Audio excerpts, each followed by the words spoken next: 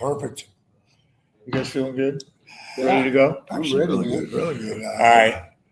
This is a little different, 83 weeks, and I'm really, really grateful for the opportunity to come in and talk to two guys who I have an amazing amount of respect for a lot of reasons that don't have anything to do with professional wrestling. So we're going to talk a little professional wrestling, but we're also going to talk about life and how wrestling is the gift that keeps on giving. You know, Lori and I talk about that all the time. I don't know how many times I thought my career in wrestling was over and it was in my rearview mirror and I wasn't going to have anything to do with it. And then somehow or another, you end up back involved, even peripherally. And it is the gift that keeps on giving. There are certain opportunities that come your way in life that probably wouldn't have come your way had you not met the people you met, had the exposure that you had. But you guys have taken the gift that keeps on giving to an entirely different level.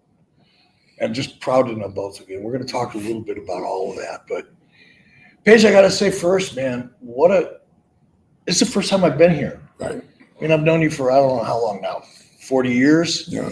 And I knew of what you're doing and followed it, was impressed by it. So a lot of the videos, I've changed people's lives and improved their lives. But it doesn't quite have the same impact if you're not seeing it live. And I was blessed with the opportunity to watch you working with Lex this morning. I'm going to try not to cry. Because it is pretty cool. Thank you, bro. Means a lot. Pretty cool. And Lex, we'll get into history and all that. We've told those stories before, so there's no reason to tell them again necessarily. But to be here and see you in person, going through your workout, and more importantly, feeling the joy. Because I've watched you in your interviews. I've done interviews with you and live interviews. And I've been saying this for years. This isn't a new thing for me. It's one of the reasons I've become so respectful of you and influenced by you in many ways, is how much your life has changed. And you used to walk into a room and it was like, oh, here comes Lex. No doubt.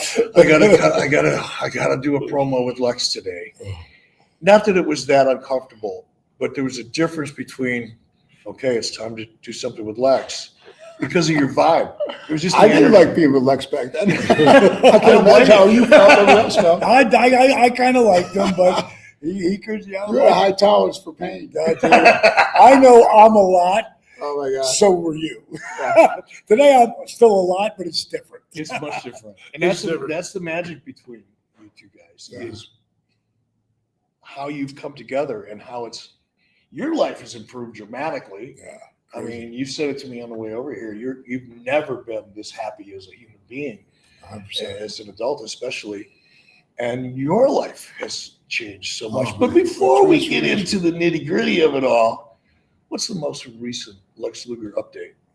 Got married. Ah, I love it. I'm just like totally. You guys threw Cody on me for the Hall of Fame thing, but I've been like just atomic bombing all my friends and didn't know. I was like 17 years, didn't date, no women in my life at all.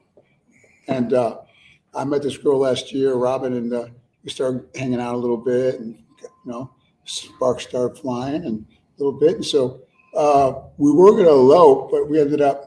Pastor Steve, you've heard about him, walking foot at the cross. He was in my hotel room, and we got down and prayed, and I got saved April 23rd of 2006. Then he ordained me like about 9 years later, and now he married us Friday night on the back patio of our house, just a few people there. And we didn't want to do the big wedding thing, but it was really special. And have Pastor Steve there for my salvation, my ordination, and my marriage, like the trifecta. Wow. I mean, he's like my own brother. And you talked about Dallas and I. Sting's his best friend, and not that we rank friends, but I mean, Dallas has become such things he does and we've done together. And I was the first guest at his house. And the way our friendship, we always got along. You're one of the few guys that tolerate me back in the day and travel with me. But, until you froze me out. Yeah. Well, I was going to interject here. What do you mean I froze So you out? froze me out. I would have to bring a parker and gloves Oh, the to temperature. ride with him in the car. And after a while, I was like, bro, I can't do it anymore. I was a warm-natured buffalo boy, and with all that muscle mass I had, but I get cold now. I lost know all you that do. muscle mass. Yeah. There's a new sensation Yeah, for you, oh, right? yeah. Oh, Yeah. now I know what it feels like. Now I know how I froze everybody out. I go, man, it's cold in here. I go, what's wrong with you, Lex? People used to bring jackets to my condo. Yeah. They go, Dude, go I Lex, know. bring I a was one of jacket. I go, what are you talking about? So was that because you were just comfortable in it, or were you wanting to burn Well, more body fat? I'll or- buy a phrase from Arn Anderson. My comfort comes first and foremost. That was my motto back then. But that was part of it. But my body temperature was so hot from all that muscle mass. Metabolism. I ran hot. I was warm natured, so I was always sweating. So like I went out in the heat, the humidity in the summer here in Atlanta. Oh my gosh, I had to bring like 3 shirts along with me and change out. So yeah, I was very warm natured. So I kept my condo like a refrigerator. It was unreal. And the car. Yeah, and the car. Well, see, we were talking last night a little bit about, what we remember, he and I, when we were coming up, and he lived across the street from me and all that. And it's like one of the things that stands out most in my mind is that all the big things that we've all done, right? You beating Hogan, you winning the world title. Those are our big seminal kind of professional wrestling moments. But when I decide to look back, and I don't do that often, I purposely don't look I don't look in my rearview mirror much. Windshield guy. I'm a I tell you all the windshield time, I'm a guy. windshield guy. I'm not a rear view guy. Yeah. That's why the rear view mirror is so small. We're not supposed to be looking at that all the time, and the windshield's much bigger. I love Just it. keep our eye on the horizon. Keep on moving forward. But when I do allow myself to go back and reflect on, the things that stand out of my mind, we were talking last night, laughing our butts off. It's, the road trips I used to take with him. Now, you liked it cold, and you used to have to wear a parka in the car. I'd pick Paige up at his house. We're going to drive to wherever, Birmingham, Alabama, or Dothan or something that was drivable. And he comes out of his house, and he's got like 4 Tupperware things, containers filled with all kinds of Concoctions. It was all healthy stuff. Yeah, concoctions, I call them. Bowls of rice and tuna fish, which is cool, right? Except for we're driving down the road. It's summertime. He's in the front car. He's The eating jumbo gym bag with everything. He's digging for everything. and when he eats half of a Tupperware full of rice or whatever it is, and it's like, throw it out the window, which is great unless you're going 80 miles an hour and stuff's all blowing back at you. Or the car behind you. Yeah, or the car behind you. But those are the moments that I remember. How did you guys end up neighbors? Was that planned? You just lived on the same street? No, we talked about that last That's night. true. It's like, How'd that end up? What was that? you tell it. You've got a better memory than I do. What happened is when we started working together, we were 4th string color commentators and play-by-play guys. We were at the bottom of the bottom. The shows that run. Yeah, I freaked out when I came to WCW. Eric was in charge. I go, Eric Bischoff's in charge. Wait a second, he was an announcer now. And I was like at the bottom of the I go, list of I go, announcers. okay. I was like, wow. Yeah, it's we talked about all that yesterday, but it's one of those things that where we started, we became friends out of that, like working together, and we met with a pull apart fight. That's how so we Like a real fight? like a real pull apart, like a real fight, and that's how we met. And then later With each on, other? Or, With each other. With each other. Like a, in the AWA. oh, come on. Yeah, and what ended up happening is My gosh. we both ended up working together and helping each other. And then at some point, did you buy the first house or I can't remember. You bought the first house. Dusty's wife, who's Cody's mom, Michelle, Right. she sold me this house in Oh, she Mapleton. lived like real estate. Right. And then she also sold E a house on the other side of the street, a house away. Now, he Metro Atlanta. What are the odds of that? And you bought, I don't know what the timing is exactly, but I think you'd been in your house for 6 months or a year before we bought. So it was just pure coincidence, right? That's God's Ended work, up bro. right across the street from each other. How did you take to that outrageous Christmas decorating right across the street? It was awesome because I don't like doing that stuff, but my son Garrett, my daughter Montana, absolutely love it. So Oh Garrett, my gosh! Yeah, Garrett was Garrett's my like- head guy. You had like a what's that place up in Tennessee? Gatlinburg. Yeah, like Gatlinburg Yard. Oh, you could see his house. I don't know if the space shuttle was around back then, but if it was, you could see it from the space GPS, you shuttle. see his house.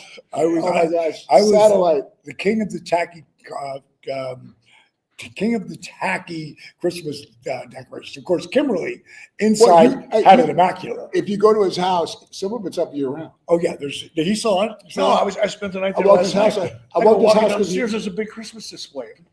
It's a Grinch. I knew he was The moving to the Grinch. beach, so I walked. My first brother, I knew he was getting ready, the house ready and building. I go, oh, you moved your Christmas. I'm thinking, move this Christmas stuff up there, moving stuff out, moving it down to storage or down to Florida, from Atlanta here. And I go, oh, you got your Christmas stuff. He goes, oh, bro, that's always up. Oh, okay. Wow. So I took a page out of the Mick Foley book. That's what I did because he has a room that's all Christmas. And to tell you the God's who's honest big truth, around Christmas? You or Mick? well, Chris, he takes it to the next step of actually being Santa Claus Yeah. and dying out the beard. Like Mick takes it to 10th level. But as far as decorations, I got him. You know, so that's the big competition with us.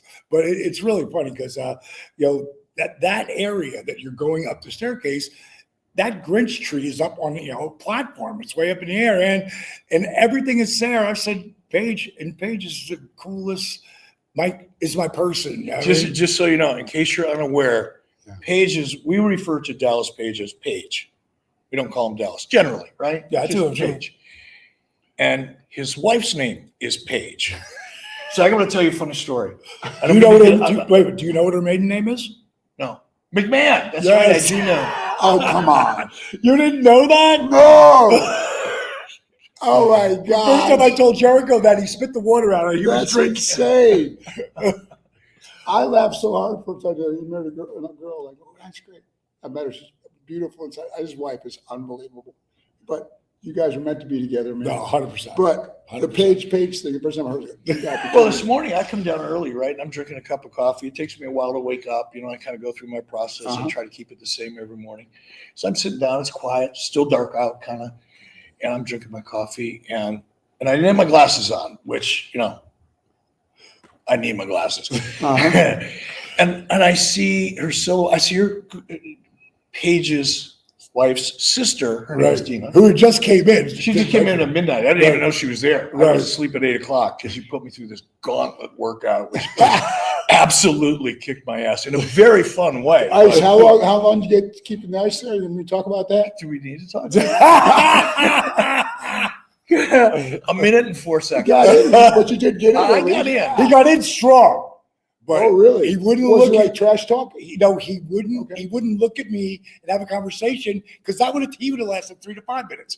But he didn't. He was going to do it his way. No, but just so you know, my way was focusing on my breathing. So it's like, don't talk to me. I'm trying to survive. Oh my God. How much more intense is a cold shower and you kind of lose your breath? Way It's more intense? different. Like walking into the cold shower for me was harder than slipping into the plunge. Just that initial shock. Right. But after about 40, 45 seconds, because you can't move, like when I'm in the shower, I can move around a little bit or turn around and give this side a break and, hit the front. You're You sitting. can't do that in a You're tub. sitting, yeah. So you're in it. And I'm going to do it again tonight when we. And he was 44 degrees. So that's not chicken. What's the normal temp? What do you do there? Well, no, that's right. Keep it for Paige so she'll go in it. But I would do 39 and 39. That's cold. That's really cold. But I was excited because I do the ice cold shower in the morning. I do it for an endorphin rush because it's just, Rejuvenating, yeah. it takes you. I told Lori the other night, I said, man, if I could figure out a way to get this feeling mentally and physically in a pill, I'd be like the Pablo Escobar of health. But your body does it naturally for you if you allow it to. You'd be on Fox News selling it, virally. Yeah. But you get the pill form. I love the endorphin rush. It obviously your metabolism kicks up a couple notches for a while. Yeah. It helps you stay lean because if you come up to your neck, that's what hits the carotid artery. Point and burns taken. the burn fat. Point taken. Round People back. used to ask me my excuse back in the day, why do you keep your place so cold? I said, because I always want to stay lean. I go, people don't realize, but your body maintaining its temperature when it's cold burns more calories than if you're out sweating out in the heat. People think it's the opposite, but it actually is true. It makes a lot of sense. Yeah. After I did the first ice cold shower, and I got up to about 2 minutes on that, and I was digging the endorphin rush so much. I went outside and ran sprints in my shorts, no shirt, 24 degrees, 28 degrees. How long were your sprints? I would do like a Tabata type of workout. So I'd sprint hard for 20 seconds and I'd walk for 10 seconds, 15 seconds, sprint again for 20. So your knees are that good. Yeah, but I got to be careful. I can't do it too often. Like if I do it twice a week, that's good. If I start pushing it, I'll be knocking on the door because I'm bone on bone. Yeah, that's why I asked. Because we're all there. But on sprints, you kind of sprint on the balls of your feet more than letting your heel hit. So you can manage it if you're careful and aware of it. But yeah, I love the cold plunge was awesome. And then I got you off track. You were in the kitchen and you saw. Oh yeah. Thank you. Because I go off sister. in different No, directions. I got you. I asked you the cold thing. I got you. But no, I'm sitting down at the kitchen table, half asleep, blind as a bat. And I see the silhouette of this woman coming down, and she told me her name, but in one ear and out the other because I wasn't awake yet. And we're sitting there talking, and she goes, "Yeah, I'm Paige's sister." I'm thinking, why have I not met you before? Because I'm thinking Paige's sister. And I'm talking to her for like 35 or 40 minutes, learning all about her life. Her husband's a pilot. She used to be a pilot. Her 15-year-old daughter's here for a volleyball team. We're talking like. And then finally it dawned on me. And she goes, "Oh, no. Paige is my sister, not my brother."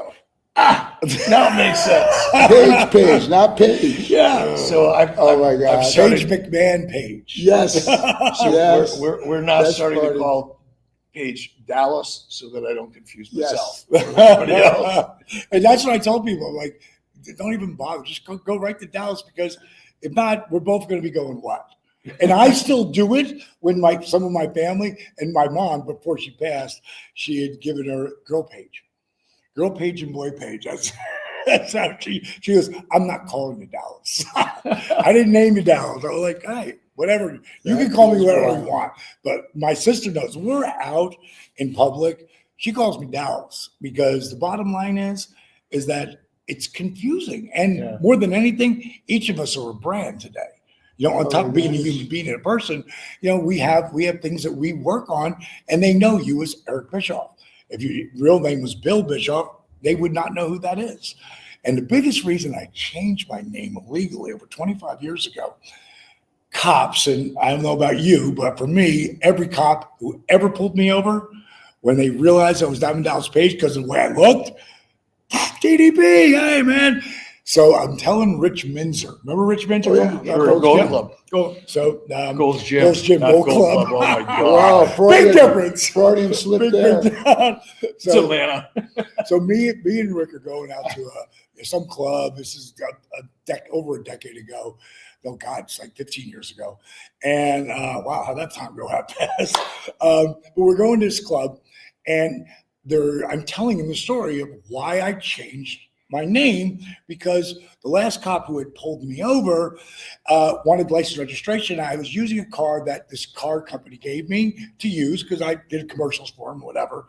And the guy says license registration. I said, I don't have the registration, but here's my license. I said, they let me use this car because I do commercials for him. He goes, "Oh, DDP, you cut your hair."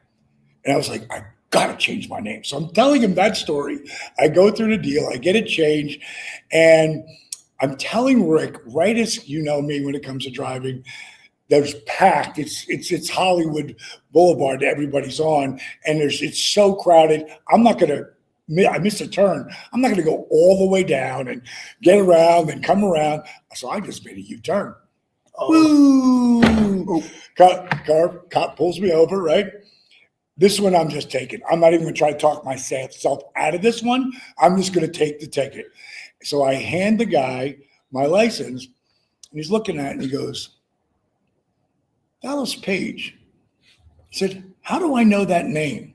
I looked at him, I went, "DDP!" Gave me right back my license, and I didn't get the ticket. And I was like, yes, I did that. What do you do with getting pulled over so often? Well, for getting pulled over because speeding. Yeah, I believe that. Yeah. I believe that. Especially back in the day. I've only been pulled over once in the last 10 years. But you would actually like my driving better now. It was a frightening experience. Because there's always, like, he's not driving the car. there's 4 or 5 things going on while he's driving. He the car. remembers. He remembers. He remembers. God. Yeah, video cameras, watching stuff up on the dashboard. And, Yeah. oh my gosh. Hey, getting married Friday night is kind of a big damn deal. Yeah, How did you huge. meet Robin? How did you meet your wife? I met her 36 years ago in Chicago. I was married, and I kind of hit on her, and she said, I don't mess around with married men. So I thought she was a cutie pie. Our paths crossed various times through the years arbitrarily. She worked for, she was a reporter, news girl in Chattanooga. I do media stuff. Robin. And I bumped into her Lifetime gym in Atlanta one time. I was married, got divorced. So she was married for a while. And then we were both available. It's crazy how we got back together. I went to Buffalo to look after my mom for 7 years. Right. I changed my phone number. And she thought, we used to text each other once in a while, say hey. But that was it. And she tried to get a hold of me and my old number. I didn't blast out my new number. I was going through my contact list this past summer. I was cleaning it up. And a lot of times we go do stuff for weekends. Someone's picking us up, Sure. right? I'll put their name in. And Robin can be a guy or a girl's last name, first name. So I'm looking at my contacts. I'm in ours, and I see this Robin. I go, that must be somebody who drove me around. I was this far from my little finger of deleting it, millimeter. And I tell her the hand of God stopped me. I stop. I go, could that be Robin Wow. from Chicago? Because I figured I would have had Chicago next to it. Could that be Robin from Chicago? So I don't ever dial numbers of somebody I'm not sure who it is. And also, it turns out Robin never answers calls if she doesn't know the number. So I was dialing with a New York number. She worked at Morgan Stanley and was expecting a call from New York. So when she saw New York, she answered. When she normally would never, I called the number. And her female voice, she was outside. I couldn't recognize the voice. I go, hi, is this Robin? And I hear her hesitant, yeah. I go, Robin from Chicago? She's like, yeah. Wow. I go, this is Lex. She goes, oh my gosh, I've been texting you. I just gave up. I figured, I don't know, you're ghosting me or what happened. So we ended up having lunch and started seeing each other and hanging out since last year. And we got married Friday night in the back patio. And I remember a few months ago, you said, hey, start dating again. I go, really? You go, yeah, really like her. My friends were shocked at that alone. I had 17 years. I was doing like the Apostle Paul thing, stay single and focused on what I do. But yeah, and I was looking after my mom, so I wasn't looking to go out on dates with women and stuff. So yeah, there wasn't a real reason why I didn't. I always just said, a lot of guys, I just felt as far as marriage, I felt that I trusted God. There was a woman for me out there. She had to be special because I've got, I'm in a wheelchair and have mobility issues and stuff. Turns out she has a son who's an adult now, who she's managed all these years and held a job as a single mom, and he's got a severe form of epilepsy. Wow. So she's had to learn to navigate with him. So she has that. I mean, she's like second nature with me, helping me get around. It's like unbelievable. Like God prepared her through her son to be with somebody like me and not look at me differently, right? To make a long story short. So we hit it off, and my issues I have mobility wise, I'm healthy, but I have mobility didn't phase her at all because of her son. So it was crazy. Yeah, all such that. A great story. Yeah. So it's so what was it? I mean, without getting too personal, yeah. If you haven't been in a relationship in 17 years, you'd kind of put that off to the side, I guess. Is the best way to say it. A lot of friendships, and I look after my mom, but no a woman. Yeah. Sure. But what were you nervous about that? Very nervous. She said the first time we went out, I was like a statue. She touched my arm, and she said I was like a statue. She said, her friend said, well, how was it? How was your first date? She was like a statue. I couldn't tell whether he liked me or not. Because I was nervous. Hadn't been around a woman in that kind of setting in 17 years, so it was wild. Yeah. But then 5 hours later, there were sparks flying. And as a believer, we don't bed down or move in with your woman before you get married. It's not recreational. But man, there were some sparks flying. So I kind of said, well, what are your thoughts on marriage? She goes, well, I never thought we'd get married. She's the same as me. She said, I never thought I'd get married because my son, I'd look after him. He's an adult now, but he needs to be monitored 24 hours a day. Mm-hmm. So I said, I just never thought I'd get married. What man would want to buy into that and all that stuff? So I'm like, okay. So, but I never really thought I'd really. Do you think she knew where you were So going? we were just saying, I mean, yeah. did she know what she So was thinking? finally got to the point where I said, well, if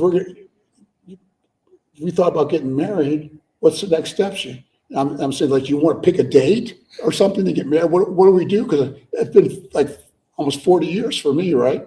Well, over 40 years. I didn't know what the marriage is. I'm like, well, I go, so what do you want me to do? Like, I'm looking for guidance. I'm like, do we set a date? What do we do? She goes, I go, or do I like get a ring and get down on her knees? She goes, that might be nice. I'm thinking, I'm in a wheelchair. So we went out to dinner. I don't want to go too long on this because we got a lot to talk No, about. I want to hear about No, this. This is so awesome. we're at a really nice restaurant, fireplace roared. I got a corner table. I'm in my wheelchair. She's sitting where he's at. And I start pushing the table out. I went and got a ring. So I'm pushing the table out. She said, what are you doing? Why are you pushing the table out? What are you doing? And I pushed the table out. And I kind of turned the chair, but I put my wheelchair cushion down the floor. And this is a crowded restaurant on Friday night. It's packed. Everybody's like looking at, what's that guy doing? What's that guy in the wheelchair doing? And I got down and asked her to marry me on my wheelchair cushion. And it was very, very, quite the moment. And You're killing me. yeah, the whole restaurant we went back there right after our, in the same spot for a little small get together with our family right after the wedding on Friday night, the same spot at the same restaurant. Yeah. That is such an awesome story. Yeah. Very cool. And does her son live with you? Yeah, he's 24-hour care. She's got amazing what she's done with him. She's been working and has around the clock people that come and look after him when she's not there. So amazing, yeah. And He's very functional, but he can have he has like a rare form of it. If he has a really bad one, you have to like take him to like an emergency, like basically, potentially. Right. So he needs to be watched. another example how wrestling is the gift that keeps on giving. Here's somebody that you met however many years Yeah. ago because of Through wrestling. media stuff, yeah, Because of wrestling. basically. And now here you are telling us about Married your man. wedding Friday Who night. would have thought? But I told you guys off camera, I was just bombing my friends with it. No one knew I got married. I'm calling them all on speakerphone. About, hey, you're on speaker with my wife Robin. They're all like, hey, like, did you say your wife Robin? I told the guys I've got 87 variations of the word wow. Wow. I mean, I've heard every wow with How every good was Nikita's? Nikita's was the best. He did wows for like 2 minutes. Wow. You say something, you go. And then about Thursday, you go, wow. He's like, oh, it's unbelievable. He was great. So yeah, it's been fun. Yeah. And you obviously you seem happier than Over I've ever top, seen you. man. I mean, you're just Well, floating. 17 years, I am a guy, so it's been quite the weekend. There was a lot to unleash. Without getting into any details. Woo! We had a weekend. Wow. Yeah, it was a wow. Is right. It was a wow weekend in every way. Yeah. But I think that's a big part of life, right? Yeah. And Well, God formed us to have a wife and holy matrimony and common interests and hopefully be spiritually yoked. She's a believer, and then there should be the physical attraction. For sure. They call it the three-legged stool. it's a healthy part of life. But I think the thing that I was excited about, in addition to that, was now you got a partner, Yeah. and No, it's great. and it's everything. One of those things you don't know what's missing to it's Till you there. have It's it. like wow. Yeah, and It's then really and cool. then when you have it, so You've happy got a for great you. one, Lori. Always, you're my guy. It's amazing. What a trip journey you guys have been on. She's a wonderful woman, and she's a very positive person. Oh, yeah. But what she saw in me beyond, a good time, I have no idea, because it was what it was. But to see that transition and to see you guys coming together, and like I said, when we started this, I had a chance to watch the workout that you're putting Lex through, and man, it's like we were all put here to help each other, but you guys are taking it to an entirely different level. Of all the stuff that you've done, Paige, in terms of helping other people, take the wrestling part aside. We'll talk about Sure. wrestling. Well, eventually we're going to get to wrestling, but not to rank success stories, but what amazed you? What's an outcome that's really surprised even you? Jake. I tell you, there's 5 things I'm incredibly proud of, which is my wife, my family, my girls. Of course, world title, Hall of Fame ring. This community that we've created with DDP Yoga started with my buddy Chris Gabriano, putting a couple people together to try to help inspire each other and keep making each other accountable. Now there's 78,000 people on it. That's on that list. And You have 78,000 people on that, and helping each other like you've never. At DDP Yoga, just like this, one word, Facebook. You have to become a member. You become a member, then you get to read these, because people are putting, like, I have people take 6 pictures, and I'm saying you should really take them so you can see your body, because you're going to want those as down the line. And long story short, people, they would put up pictures that you would never see anywhere, but it's a trusted community of helping each other, reaching out and commenting and help encourage each other. And the resurrection of Jake the Snake, like that Jake ever went through. I remember going to see Triple H when I first started bringing Jake into my house, and Scott by this time was in there as well. And I told him that St. Dallas. not Scott wasn't in yet. The first time I went to see him, I just moved him in, and I was doing the very best of Metro. And we were trying to get lunch together, but he couldn't. But he said, "Come in, and I want to talk." So I said, "Listen, I'm not saying I'm going to be able to get Jake Roberts sober, but I am saying he's really doing good. It's been 30 days. He's sober. It has ups and downs, but bottom line is, I just wanted you to know, and I'm going to keep you abreast of it." The exact same thing when it came to when me and Lex started working. I wanted him to know that here's where Lex is at, and here's our goals, and here's our dreams. And I'm not saying you guys are going to put him in the Hall of Fame this year, but hey, next year, at some point, we all know, and the same thing we had talked about. He's the master of the drip. But just making people aware. Spokesperson for his company just trips on. But if if you don't make people aware, then they don't know, right? So with Jake, friggin', Paul was like, "Good luck with Jake," and then Scott came in too, right? So now they're both working towards this goal of getting sober, having a real life, and they were helping each other. And I ran into Paul at a radio station that had like 20 radio stations. Sure. Just happened to be there because I was in town doing something, and I was doing the radio show, and he was doing another one. And he pulled me aside and he said, "I'm not saying this is going to happen, but we've got this thing. People have got to be sober for a year before we even consider that, if that was an issue." And he said, "We both know those guys should be in, but that day is not today or this year or whenever." Right. But the bottom line is he watched and he saw, and I wanted him to know little spots where Lex was working really hard. Do we have him walking yet? No. Was he close? Yeah. Who knows? We don't know. But the work that's been done and his strength and being able to, when Cody jumped right out of the chair, and there's a point in time when I said, "Can you jump out? Can you pop out of this?" You're with no hands. He's like, couldn't do it. So we've got the footage of the struggle. I was like in cement. My butt was like in cement. Yeah, couldn't get out of it. I go, "It's okay. That's now. If we keep going with all these exercises." Just everyday quality of life things. Standing up to brush your teeth instead of being in a chair trying to get toothpaste out of your mouth. Every little thing you go through day, taking a shower, that just to be able to stand, get upright easily and stuff makes a huge difference quality of life. So this, when you talk about the time that needed to be put in, I owed Jake to me. And I wanted to pay him back, and I wanted him to be able to walk away from this business, him and Scott both, where they should be, in a Hall of Fame, And the bottom line is, Jake was a daily thing in the beginning. Today, this Jake I know today, we just call and talk, and been sober for almost 14 years now, and like he's always grinning now. Yeah, he's a different like cat. You, brother. He's a different cat. He's got a nonstop grin now.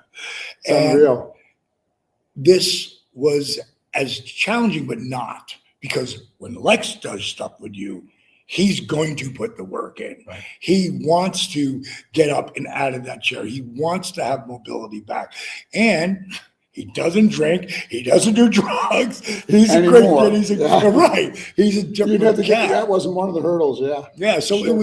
it wasn't easier because it's a whole different avenue. Yeah, spinal cord injury is different. Did you know that when it happened to him that I was there? Did I tell you that?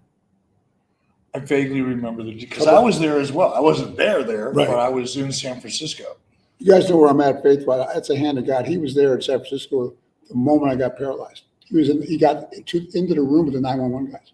I saw Dallas over there. I didn't want to go to the hospital. I thought I was dehydrated, even though I was See, I paralyzed. didn't know this I was story at paralyzed all. from neck down, but the guys picked me up off the floor, told me to bash the door down and couldn't answer the door because they didn't come downstairs for my appearance. 911 came, bashed my door down, picked me up off the floor.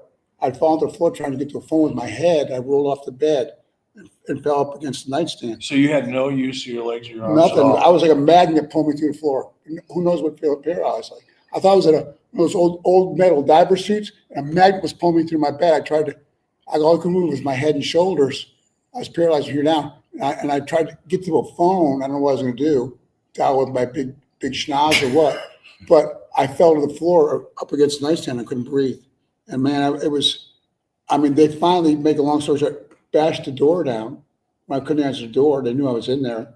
And because the lock was double locked. And there he was in the room. I'm gonna tell you how it Talk happened. about though. God, I feel like God connecting us. No doubt. Come back full circle now. He's like my brother, like him and Sting. I mean, unbelievable. First guest at his beach house. Oh my gosh.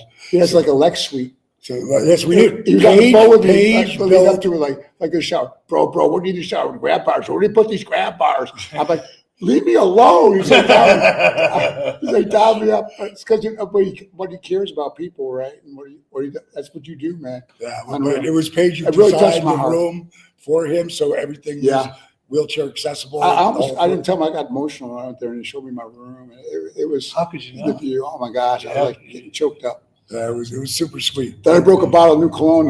Does it still smell like my cologne? It has these marble tops. I dropped my bottle of cologne. It smashed. The room smells like Lex, Savage or whatever it is. like Lex. Savage Dior. So how this thing happened is I'm living in LA at the time, and I'm hanging out that day with Eric Watts, and he starts telling me how much Lex has changed and he's found Christ, and I'm like, no way. And he's like, no, really, I'm telling you, he's a different person. So now how much time has passed since San Francisco and the conversation with Eric Watts? The conversation with Eric Watts was over 17 years ago. Because 17 years ago, you get paralyzed. Yeah. So it's literally like 3 or 4 months before. Okay, that's what I was And I'm booked on San Francisco, and I wasn't sure if I wanted to go because there were so many guys. And when he told me that Lex was going to San Francisco, let me back up. When he says how beautiful a person he is, and how much he's changed. So Eric's talking about Lex here. Eric wanted to Yeah. beat me up. Eric Watts hated Lex with a vengeance. Like there was 2 different times he was. Which I heard you hated me. So you hear stuff. Hate's a strong word. Yeah. Well, I can say it with people's Eric. words, yeah. I can say it with Eric because he'll be the first to say it. And Eric Watts. Eric Watts. Yes. Oh, Eric, I heard We got that. Paige and Paige. Yeah. Eric wants to Very confusing. Eric wants to beat you. You know what? So he's telling me, he's talking with such like brotherly love. And I go, bro, you hate Lex though. And he goes, I'm telling you because I'm living with him now. I go, Yeah. what? You're living with Lex Luger? He Yeah, we goes, were living for a while. Yeah, he goes, Go figure. I go, I've got to see this. So I've called the promoter. I agree to do it. He got to pay me before I come down. So I'll be in my room. You pay me. Dusty taught me that. I get paid. He leaves. And I said, let me know when Lex gets here. So I'm up there. I'm doing stuff. And all of a sudden he calls back and goes, DB, Lex, I think he had a heart attack. This is Eric that calls it. Eric Watts. No, now it's the promoter. Okay. I'm in San Francisco. I just got paid. Maybe an hour or so goes by. Let me know when Lex gets here. because I want to go see him, just go hang with him and see him. And the promoter calls up. He goes, DB, I just heard Lex had a heart attack. They had to break down his door. I go, they had to break down his door in this hotel? He's like, yes. I go, what room is he in? Heart attack. No one realized I got my spinal cord injury. It's swelled up. Yeah. And I ran down to his room and ran through the door, and he's sitting there like this in the chair. Leaned up. Yeah, but I'm here down. So, you know me, I come over, hey, Lex. He goes, Donnie D, how you doing? I give him a hug. I go, and I didn't notice he didn't move. It wasn't even in my brain, You were just happy to see he was still alive. Well, I was happy to see that he was good and that, I still want to talk to him, but right now the EMT is like, Lex, you have to go to the hospital. And he's like, no hospital. And I was like, Lex, you got to go. Because all the guys have some kind of thing happen to them. And sometimes that's going to be a really positive thing because they caught it. Now they can blow out. I'm thinking it's his heart. He gave me the Jersey boy. He's being soft on it. Bro, you got to effing go. Go with you guys. So he's like, and it was a guy and a girl. Right? I've been stubborn. Yeah. So he said, well, my hips, I can't walk on them anyway. He said, I got the fused hips. He goes, so I really can't get up there. I said, well, I'll help you. And me and the EMT put him in the table. I'm thinking he's fine. It's his heart. And they took off and then, ended up coming. When I lived in LA, I came back and forth to Atlanta all the time. Now I hear he's paralyzed, can't only move his pinky. And then he's going to go to Shepherd. Tell him about the ride though. When you went on the ride, when you got to the hospital, the two guys, the EMT people. Yeah, they were both wrestling fans. The EMT's the girl front driver and the guy. He's hovering over me. I might have told you guys this. And the guy's over me. He's like, where do we take him? And they're naming a bunch of hospitals around the San Francisco airport and all. So they're like this, let's not take him there. They go, what about Stanford, which is a world-class facility? It's like 45 minutes away. They'd pass probably 100 hospitals. And the guys look at her and he goes, they might get fired. Taking him there, she goes, let's do it. And they drove me all the way to Stanford. And the nurse's name was what? Well, when I got to Atlanta. That would be good. What was it? He said Paige. I said her name was. Good, quick one.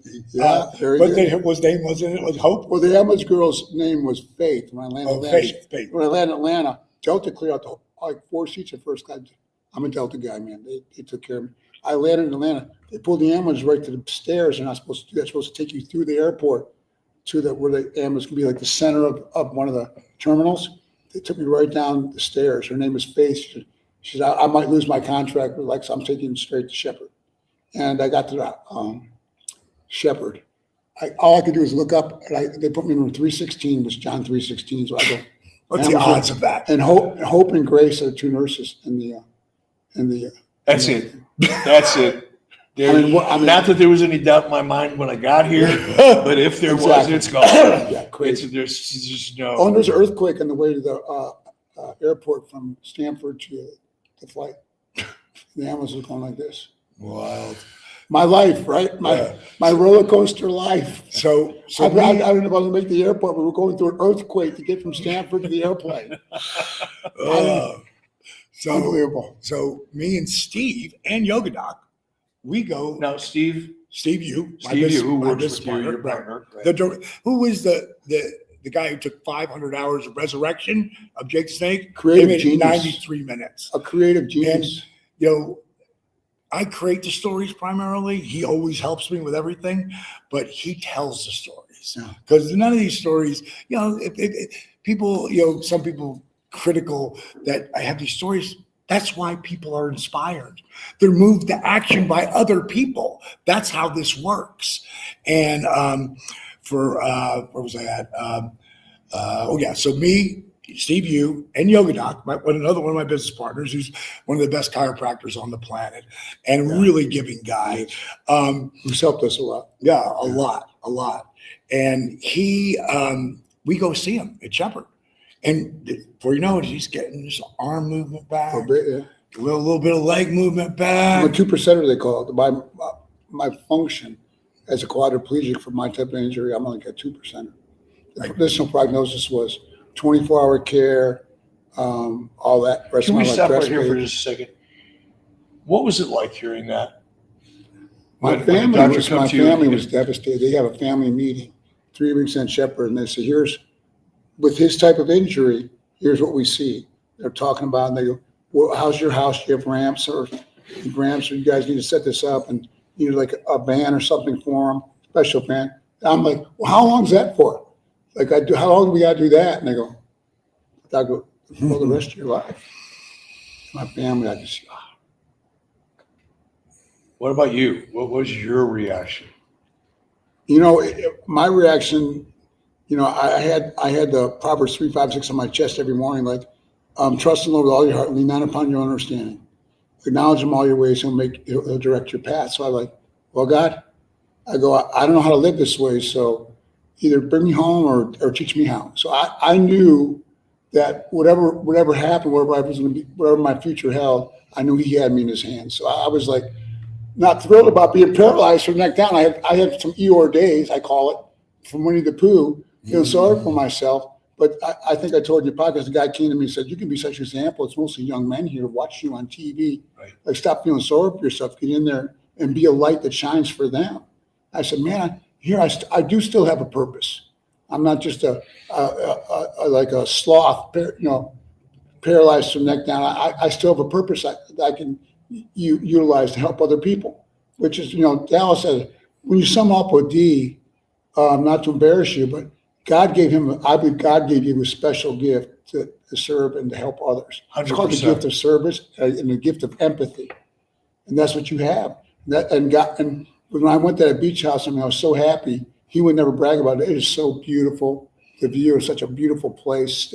God, I feel like God's blessing you. God's rewarding you for all the help you've given me and other people. Getting back to Jake with the drugs and everything, and that was maybe the project that impacted you the most, was Eric's question. But I'll tell you what got me was the Butterbean video. I told you that. Stings.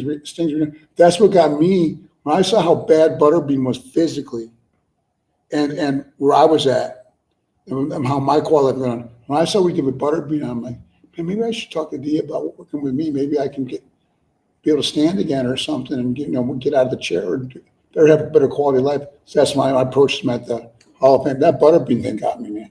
That thing you put How long together. ago was that when you guys first started working out together? A little over a year. Yeah, a little over here. What's funny- Sting's retirement match, and we decided to start working together. And it We're in was the back. March 3rd. I came to him, I go, "Man, how think you can work with me?" D, Jersey boy, bro, that's what I've been effing waiting for. Like, let's do it. He was all in.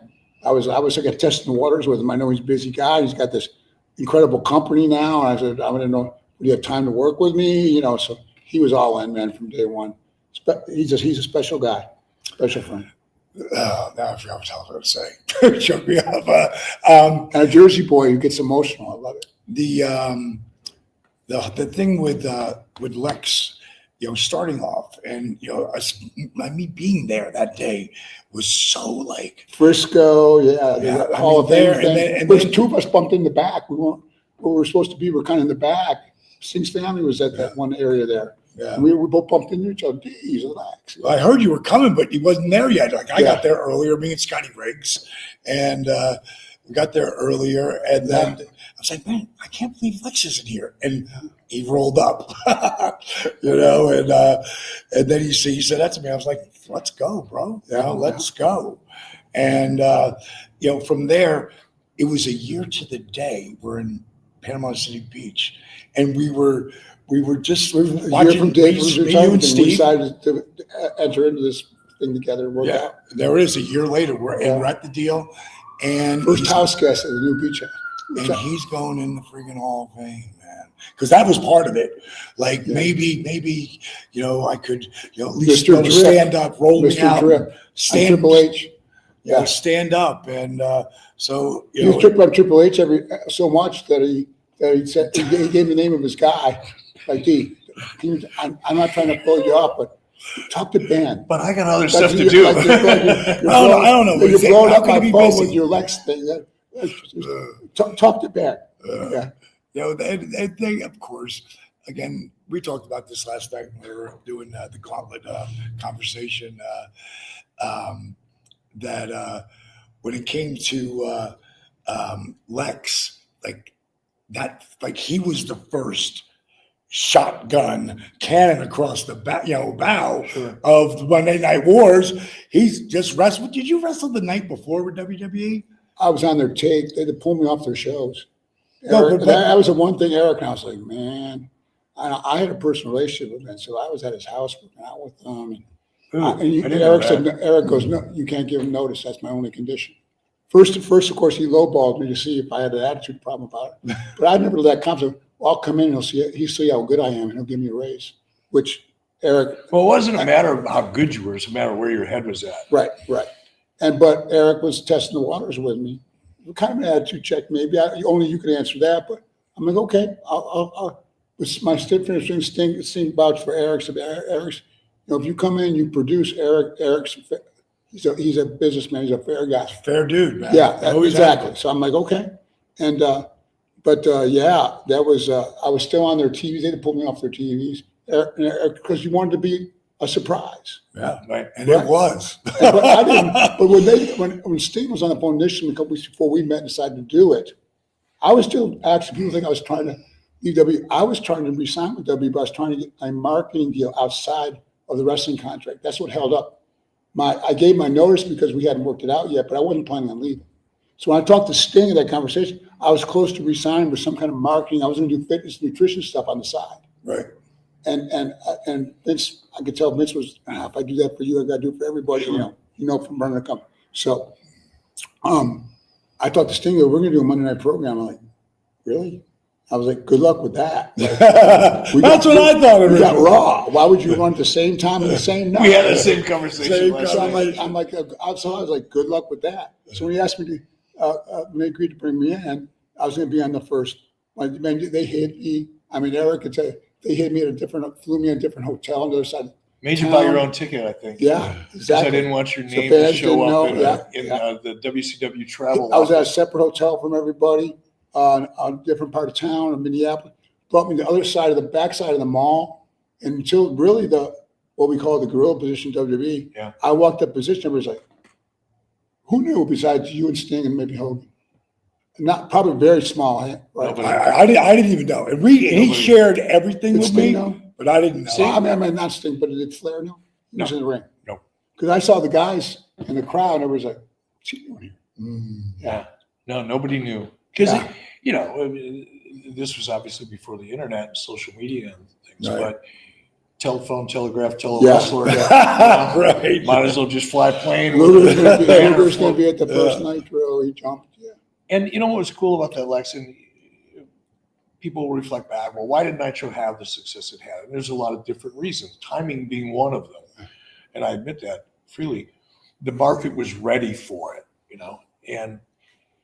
but we did a lot of research before we launched Nitro. Brad Siegel, to his credit at TNT, he didn't want wrestling on TNT, but he didn't get to vote. Did they want wrestling at all? No. I told you I went to that ice sculpture thing in the opening of the old Brave Stadium, and they do the long range planning with the big money corporate guys were there. I was just a conversation piece as a wrestler. Yeah. And this was in '97 or something. Right. And they never mentioned WCW They, and their long range planning. Number one shot. The big shots like almost didn't want wrestling. They thought it was like Southern lowbrow. They didn't want it. They didn't want it on Even the though we were network. killing it in ratings at the time. Yeah. and people to this day all have their, the dirt sheet theories about what happened with WCW, and they're clueless. I went They home have with my no wife and idea. go, I better maybe try and make amends with Vince because I go, there's not going to be, I don't know how long there's going to be at WCW, the way that whole corporate thing went. Not even mention, I was there, didn't even mention wrestling. They're not going to have wrestling down the line. And in '97, we were making money hand over fist. Exactly. And This was when we were highest killing rated it. show. We were all over the media. The Wall Never- Street Journal, there's an ad in the Wall Street Journal. ABC paid for it during the upfronts. A full page ad in the Wall Street Journal trying to convince advertisers not to advertise in professional wrestling because we held 3 or 4 of the top 10 positions for the week, not for the night, for the week. But It to was be crazy. at our company's corporate AOL, I think it was AOL Time Warner yet? Yeah. Was it? It was Time Warner. Time yeah, Warner? well after. And then do the long, like decade out productions with the people that had that thing, the other advertisers were like the CEOs of those like network, and advertisers. These were the big ice sculptures, and this thing was high level stuff. Not even mention us, and we were like the biggest. Yeah, I was like, Highest rated original in the history of so, TNT. well, we're toast. I I said, think we still have that. I go, they're going to get rid of wrestling as soon as they can. I think if you look back, because Nitro was considered an original production of TNT, and I think And low cost, relatively compared to other things. sure, compared to big action movies Yeah. and scripted things. Yeah, but I think we're still the historically the highest rated original series in TNT, and nobody will come close to it now because television has changed so much. It's kind of hard to. And Ted was out of it by then, right? Ted was pretty Wrestlers. much shown the door by late '98, early Okay. '99. He was like the last link. These are my wrestlers, and we started with that. And When he was gone, I was like, now we're really toast. Yeah. He saw a stock, but he didn't have any say. So I'm like, "Ooh." No, they gave him an office and a corner and a desk and a nameplate, and he was just basically a figurehead. Crazy. Paige, what is it that, I mean, I've known you for, I don't even want to count, I got to get a calculator to figure it out. That's how long it's been. But since I've known you, your instinct, your nature is to help other people. You did it in wrestling. You were like a kid that would bring home stray puppies. I was like, can we I had to keep this bring them all to one? you. No, I know. So can we keep this one? He's really good. This one does tricks.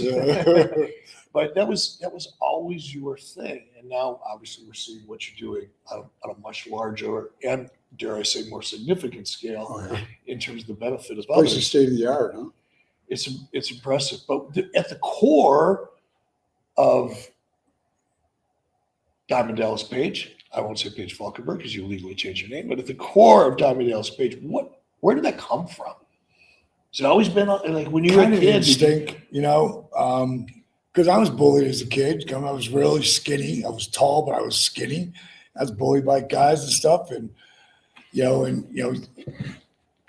I'd listen to this guy named Zig Ziglar. He's still alive Sure, today. I know.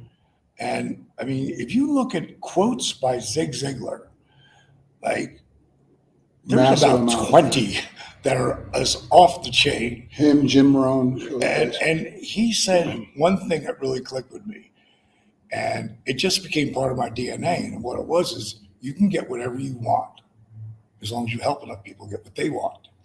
And somewhere down the line, How old were you when you came across 22. that? 22 years old. I remember like it was yesterday. And one of the most dangerous parts of your lives. By 22 to 35 is wicked dangerous. the time I was 23, I was running clubs, so I was getting people jobs and we were having fun. Like you wanted to work with me because I was going to make it fun. And I never considered it a job. Everything that I've ever done, even though it's a lot of hard work, I've never considered them jobs. Because I love what I'm doing and I would do it for free and have. And, Don't gloss over that. You and I were talking about, I don't want to mention names here because it's not important. What's important, though, is the commitment. And you put the person way ahead of the business. The example you gave me was like, yeah, I'll probably lose money on this for a while, but we'll see what happens later. right. That's a special gift, too. And the belief in myself and we know how hard it is for a guy to come in and being a manager and not have any real wrestlers and end up in the AWA with knowing Especially no one. as a manager, 6'4", Right. and he's managing Pat Tanaka, who's 5'8". yeah, And on wrestling bare feet. a good day. But they actually get that gig and to be able to use that and then get to meet Dusty. And I also realized very early on, it's not about who you know or who knows you. It's about who's willing to say they know you. Wow. Who's willing to put their name on the line for you. And like Dusty, there was one time when we brought Scott Hall on, right? I'm managing Scott now and the Freebirds. But we just did I want to say it was WCW? Yeah, WCW. And I had 2 smoking hot diamond dolls. We're all in white. Scott's in white. I'm in white. And I cut this promo about the diamond stud coming to WCW.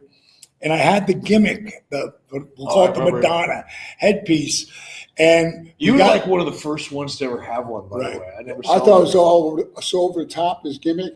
I'm like, bro. I thought it was a gimmick. I didn't think it actually worked. I said, don't ever quit your day job. You won't make it in this business. You're way too over the top. Let me tell you what happened with Dusty though here.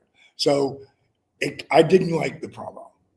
I did, too much of a perfectionist. I was thinking, and back then, how over the top I was on everything, and annoying, and the whole deal. I get it, because I was trying to find myself, and trying to find who is this guy.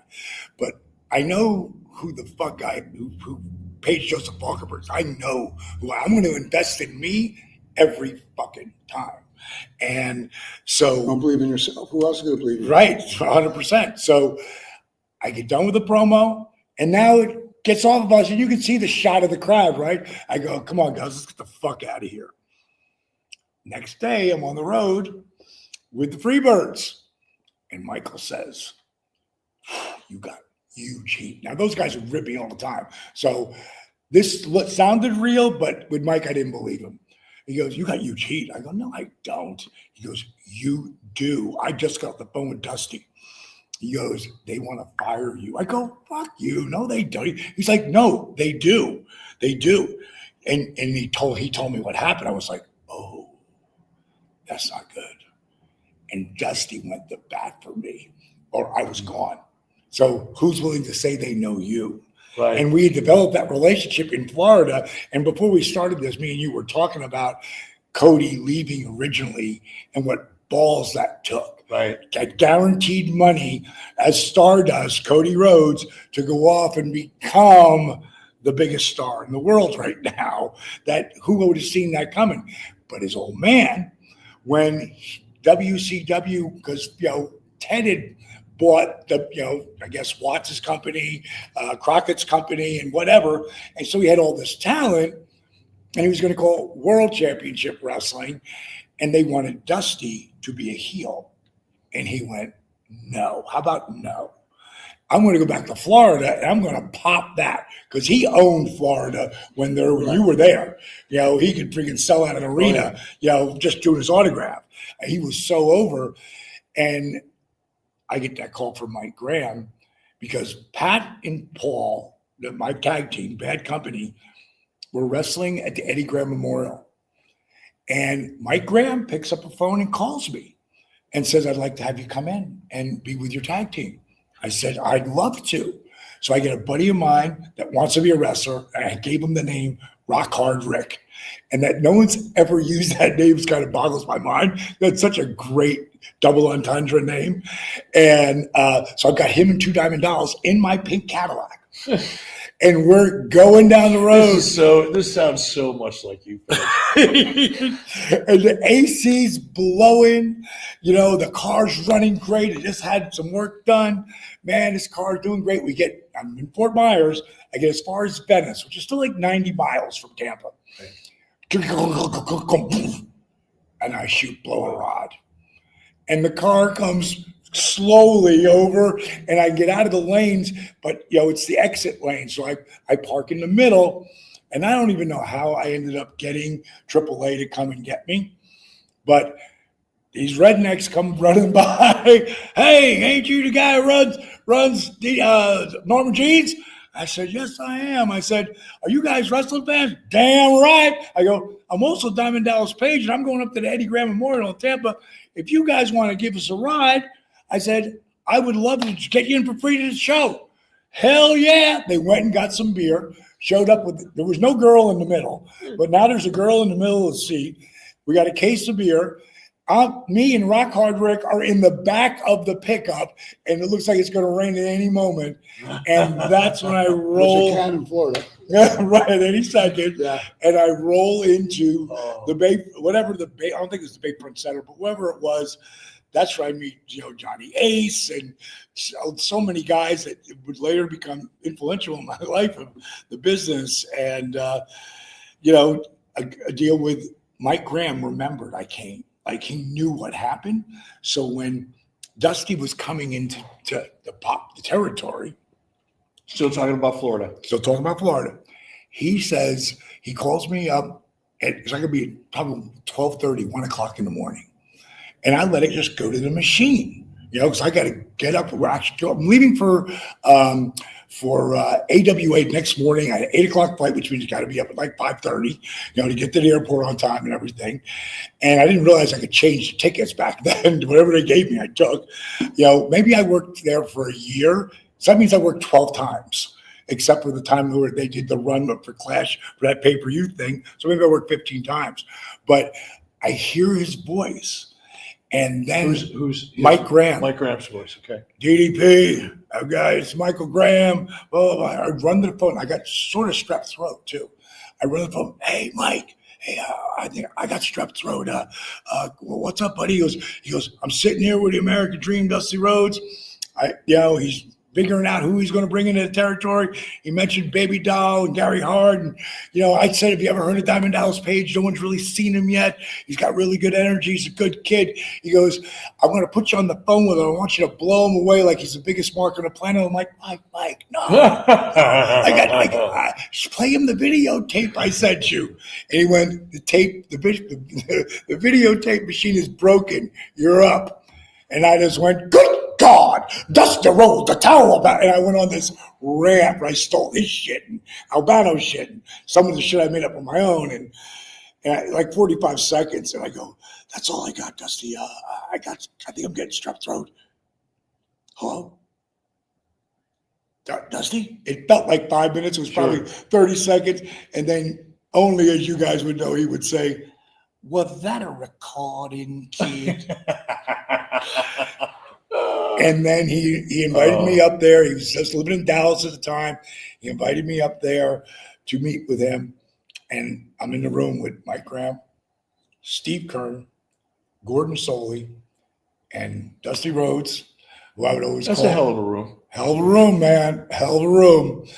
And I am just jabroni boy who's been on, maybe in the business 9 months. Oh, my goodness. And I've worked 9 days, right? So I really know nothing. And Dusty says, so tell me who Diamond Dallas Page, the real person, is. So I did. And I knew I wasn't going to quit my nightclub job because that paid me great money. And I owned a little piece of it. So I can't quit that to go on the road to be a manager, for $200 a week. So I basically laid out, where I was at, what my goals were, blah, blah, blah. And at the end of it, he said, kid, I see some Captain Lou in you. I see a little Jesse Ventura in you. And I even see a little bit of me in you. So here's what we're going to do. We're going to make you the Jesse Ventura of the 90s. And I was like, Jesse Ventura. So you're 9 days in the business. 9 days. 9 days. Oh, my goodness. And I said, Dusty, I never say the words I can't. I said, but I got to say, I don't know a wrist lock from a wristwatch. And I said that line. And he said, don't worry about it, kid. Gordon Soley will walk you through it all. And I learned so much from Soley. And I was up there every Tuesday to film TV. And every Thursday, I would come up because I wanted to, when I wrestled, it was a couple of times I told you, I didn't learn nothing. I didn't even ever learn how to take a bump, So I wanted to know what these bumps felt like, whether it was a slam or whatever for the color. So I had at least something that I had knowledge of. And what was cool is after about an hour of that shit, and I was like, I'm done. I go up and I'd hang with Dream. And he would put me in production meetings. He would ask my opinion of shit. Like he got off on my energy, man. And that's the only He was reason. also developing you. Yes. And teaching you and mentoring you. You Yes. just didn't know it at the time. Right, exactly. I was just so shocked that I got a guy who, was a god at that moment still, just coming off of Gotham, and just to be with them and spend time, quality time. And then my second, I was engaged 3 times before I ever got married. My second engagement, she broke up with me, and I was pretty bummed out about it. And him and Michelle drove to, which is Lee County Civic Center, was probably 120 miles from their house, and met me at the thing. I brought my boys to go see Willie. And there's Dusty up there singing with Willie. He was supposed to go up for one song. He stayed for the whole rest of the show up there, singing back up with Willie. And he just did some really cool things. And I had his personal number. And now he's wasn't living in Tampa anymore. I can't remember where they moved to, but I could call, and again, who's willing to say they know you? Cody's mom, Michelle. Like, I thanked her in my Hall of Fame speech because she would say, well, Dusty's on the road, but don't worry, Dallas. He'll call you. She's a sweetheart. The best. She's the best. such a sweetheart. He's a board mentor. Dusty, you bring people along board in their lives and watch them develop. He had that gift. We were talking about that before you got here. And as you were talking full circle about what Dallas, what was a driving force, you have a relentless pursuit of things. I believe a God-given gift. He's relentless. I know. With whatever he does, you're all in. You're in a relentless pursuit with your projects, with people, and it's a special deal. It's only because I believe. And the biggest thing that if you don't believe, who's going to believe in you? I know Eric. I heard him. You were talking about guys who become big stars. Well, this guy may not have been the best interviewer, the best guy in the ring, but this particular guy really thought he was the you-know-what.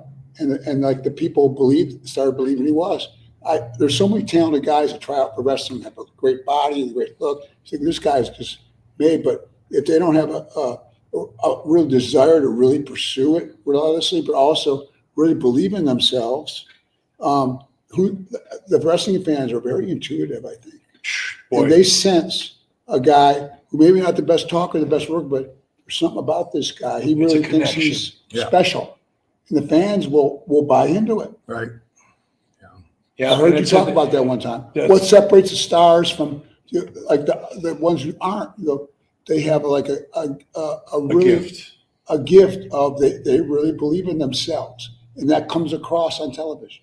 And the difference between it's authentic because they really do believe. That's the word right there. Yeah. The difference between someone who's confident, successful in other parts of their lives, transitioning to become a character. Most of them, 98% of them, are great athletes, probably great people, have a lot of other good things going on, but they're pretending they're a wrestler. They're doing what they believe a wrestling character should do. The other 2% are the people that figure out how to present charisma, how to be authentic, how to get somebody to believe in your character. And that has nothing to do with hurricane radas or, jumping off the top of cages. That has everything to do with what's in here. And that's the one thing about wrestling fans. And it's really fun for me. They have a real sense for it. They're a lot more discriminating than people think. They have a much more sensitive bullshit meter than your average fan of just about anything else. And it's tough. You've got to be out there. They've got to accept you over a period of years, sometimes decades. Sure. Before you listen to Stone Cold Steve Austin tell his story. I did his podcast several years ago. And you listen to how he came. He didn't really make it till he'd been in the business for 10 or 12 years. Right. In the beginning, he's sleeping in the back of his car, going through all the tough things that a lot of you guys did.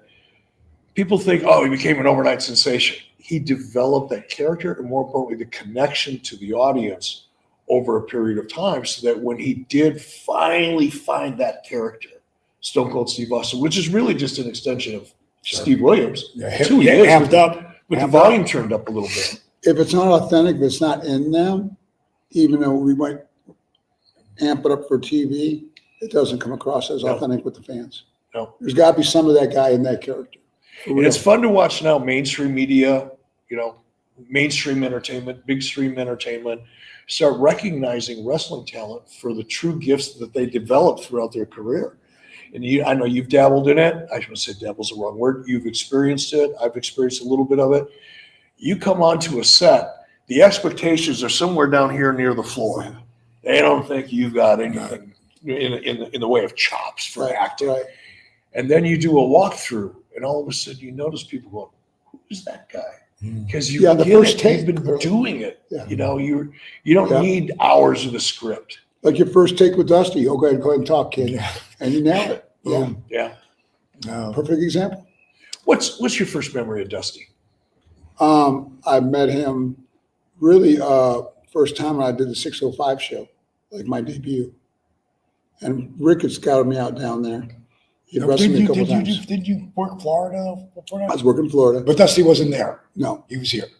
And Rick came down and wrestled me a couple times. He would come out and wrestle a bunch of guys, but Rick came back and thought, you need to take a look at this guy. And they brought me to the 605 show and that Saturday night show. And Dusty sent me out on TV for the first time.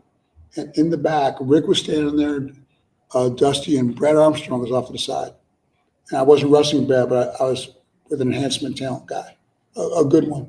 Right. And a good George South, somebody like that. Right. And they went over the little TV match, like we call a squash match for 3 minutes. But Dusty said, and I was going to do something at the desk real quick for them. He said, I'm looking at you as the brains, the brawn, the look. I want you to be extremely confident out there. He goes, what's your finish? I was naming some things. And they said, Dusty, while they're in with Rick in the back, came up with the torture rack, which became my finish throughout my career. So that was Dusty that came up with the torture rack. Off the cuff in the back. He goes, what else do you say? How about a backbreaker? You look at Rick, and they had Brad who can go up easy. Sure. So show him how to do it. I picked Brad up, and they said, that shows his body. And then let's go with it. You're going to use that for your finish in this match. Okay. And they go power slam him, pick him up in the rack. Became my signature finish. And then you go to the desk. I want you to be the brains, the brawn, and the look, just everything. How long had you been working at that point? Less than a year. And, you had a little more experience than he Flair did. came down to Florida and cut a promo on the guys in the back in Florida because he called a sunset flip in an hour. Flair took me through an hour match. I didn't know what a sunset flip was. No, back that up again. I got to hear that again. Flair he took me through an hour match, 60 minutes. Flair, a lot of with less than a year of big hugs. experience or a year of experience. Yeah, and Flair got me through an hour match. Crazy. Hour Broadway. That's how great He called a sunset Do flip anything. at one point. I was on the apron, pulling myself up. He got up the ropes. He goes, shoulder to my sunset flip. And I go, what's that? Ric Flair goes, oh And my. Rick's the one. He's the one that put Rick's you in the over. ring. Yeah, Rick's in the ring. Goes, oh my God! Like, what am I in here with? He called a small package. I go, what's that? I learned the basics, clotheslines, and how to take bumps, but that's all I do. Rick got me there, but Rick went back there and Rick saw something in me, mentioned me to Crockett and Dusty. But Dusty, in a matter of minutes, my finish ended up using my whole career, how creative he was. And he also gave me when he's talking about the brains and the brawn and the looks, he said, I want you to be like the total package. Yeah. So in a matter of Right. a couple minutes, he came with my finish that was in my whole career and my nickname. He was an amazing. He How's was an that for amazing guy. creative? Just natural. Like size somebody up, I want you to be the brains, the brawn, and the look. I want you to know that that's what you are. And when you talk, I want you to be the total package, baby. So all an impromptu in the back. Yeah. Crazy. You first break into the business. It's because in the mentoring, right? And Yeah. and now you're doing that for others. That's your special gift. You so many people helped you along the way. Now you want to help others, right? That's one of the things Jake said Yeah. to me. I said, dude, how do I pay you back? This is before any, Yeah. as early on as possible. He goes, just share it. Mhm. That's all he said. Just share it with somebody else. Absolutely. I remember because there was a lot going on at the time. But you and I started talking about one of those Saturday afternoon drives around on your Mercedes 450 SL, which I love that car. It was a great car. Convertible. Classic. He'd come over on a Saturday morning, about 11 o'clock in the morning after I'd spent time with the kids and everything. So let's go for a ride. Once in a while, there'd be a couple beers in the car, and we'd be driving around Atlanta, springtime with the top down, and go find a Great time Mexican of year, restaurant yeah. somewhere. Also, that place had a great burritos. Oh, it was awesome. They were amazing. Yeah, we were there. And he can't be too hot for him, too. Yeah, I love this place. Oh, wow. And we'd Still? go in there. We were the only ones Still? in there that spoke English. It was Yeah, awesome. right. It was the best food ever. Yeah. But on one of those rides, we were talking around. We were driving around talking, and I don't know how it came up, but the idea was I wanted to put together a bunch of really young wrestlers. Like I'm thinking legal age 18 to 22 was the demo I was looking for. I thought, let's put these guys in a bus and do basically a reality show, just following these kids around, trying to learn how to become big stars. It was like the minor leagues of wrestling is what I was shooting for. But guys living together in a bus to travel around. And we would promote the towns. You know, they'd be in like VFW venues and, put 25, 30 people in a building. That was the idea. Real gritty, low budget kind of stuff. So you went on, I sent you out because I didn't know any of the people out there. I said, let's go find some people. Find some guys you think are good. In comes Chris Canyon. In comes Billy Kidman. Right, let me tell the Billy Kidman story. We've already got a bunch of people's jobs at this point, right? And I said, Kenyon, I can't bring any more people right now because he's got a lot on his plate. And he goes, just look at the finish. Just look at this finish. And he takes the VHS tape, he pops it in. He does that shooting star thing he did. I grab the tape. I walk over to the hill, bring in Lori. Hey, Lori, go in. He's watching TV. I sit down. He's watching TV. I wait till, because I know he's paying attention. So I just don't say shit till the commercial. He goes, what's up? I said, you want to see a great finish? He goes, absolutely. I pop the tape in. He goes, wow. He goes, what's he doing? I said, looking for a job. He said, $400 a week, developmental deal. Tell him to be down here next week. That's how it happened, Kidman's great. There you go. And there were Shane Helms, Helms. There had to be a dozen of them that we ultimately brought in. Jimmy Yang. Out of those dozen people that he brought in and helped, several of them still have careers to this day. Yeah. And by the way, good careers. Oh, yeah. And they're not taking bumps. They're working behind the scenes. Yeah. They're producing, and they're probably very successful. Kidman's in the gorilla spot. Kidman is there. It's funny. Every time I've been in WWE, I'm sitting there and I'm looking at Billy Kidman, in the gorilla position as a producer, and I'm thinking to myself, wow, this is just such a fascinating thing to see how far some people have come. But that's all the giving nature, going back to your instincts and really who you are as a person. Gift of service, we call it in the faith-based world. He's serving now in here and outside, actually inspiring people. But that's just always been your driver. You've never been a selfish person. You've wanted God-given gift, my brother. He's wanted his own success, obviously, and relentless, to your point, Lex, in terms of what he's got to do to get it despite the odds. And a connector. He likes to connect people. Yep. If you call him about something, I know this guy, and he connects you with him. Yeah. He's a connector. But it's always I call you the connector. It's one of my many nicknames for him.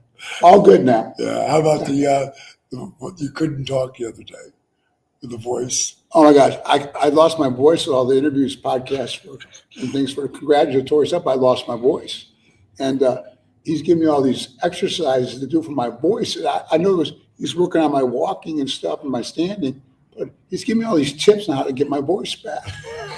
And I'm like, even his training tips. How do you know that? How do you know training tips? My ex-wife was a speech pathologist. I go, where do you get all this stuff to get my voice back? Have you been to a speech therapist? He goes, yeah, I have. Because I couldn't speak because I didn't knows how to exercise your voice cords. CDPY Yoga does it all. Oh, God. Crazy. Like, so I don't want to, first of all, I want to check the time here because I was hoping to keep this under 3 hours. How are we doing on time? Just out of curiosity. What are we at? we're only in an hour and a half. We're doing Yeah, we're good. good. We We're got some good. time. I want to go back to your faith a little bit because, to be honest with you, and I said this in the beginning, and I think I've mentioned it to you before, not to go back in time too far, but I had an opinion, a perception, better. I had a perception that created an opinion Right. about you and who you were and all that. And when you found Christ, and I first started hearing about that, I was skeptical, Yeah. cynical, and I'm kind of cynical by nature to Yeah. begin with. I guess if you For spend sure. 30 years in the wrestling business, it'll turn you. Yeah, everyone's like Lex. Lex is like a religious guy, or Lex got saved. You gotta be kidding me. And Yeah. I was, again, cynical. I won't go into detail, Yeah. but I said, I'm going to pay attention. I'm going to watch this guy. And at that time, I wrestled with my faith, so to speak, in finding it since I was 15 Right. years old. And it would be on We all- again, we all off do. again. Yeah. Sometimes I feel like I was getting It's a journey. closer, and then I would allow the static in my life, as I refer to bad habits and things, focus.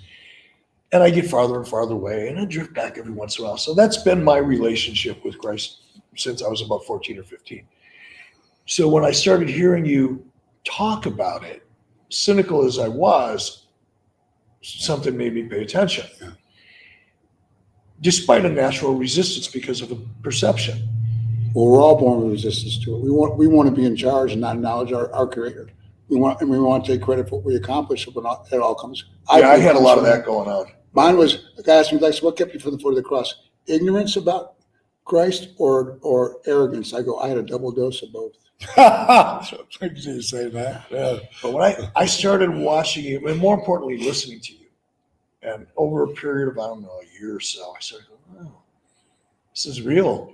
This is not somebody who's seeking attention by professing something that's maybe kind of half true, maybe not. This is somebody who really believes. Supernatural, and it's experiential. You can talk about it all you want to people, but unless you have to experience it to say, wow. This whole thing about the Holy Spirit coming in you, It's real. Transforming your heart from heart of stone to a heart of flesh, and changing you completely. It's a real experience. You can only experience it to describe it. For me, yeah. 100% believe that to be true. I'm just going to get right to it.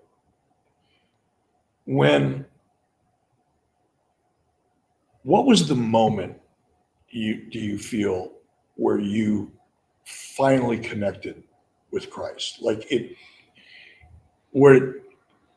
don't know, it could have happened over days or weeks or months, but there had to be a moment when you went, this is going to be the rest of my life. This is something I believe in so much, and it's going to change me. When was that moment for you?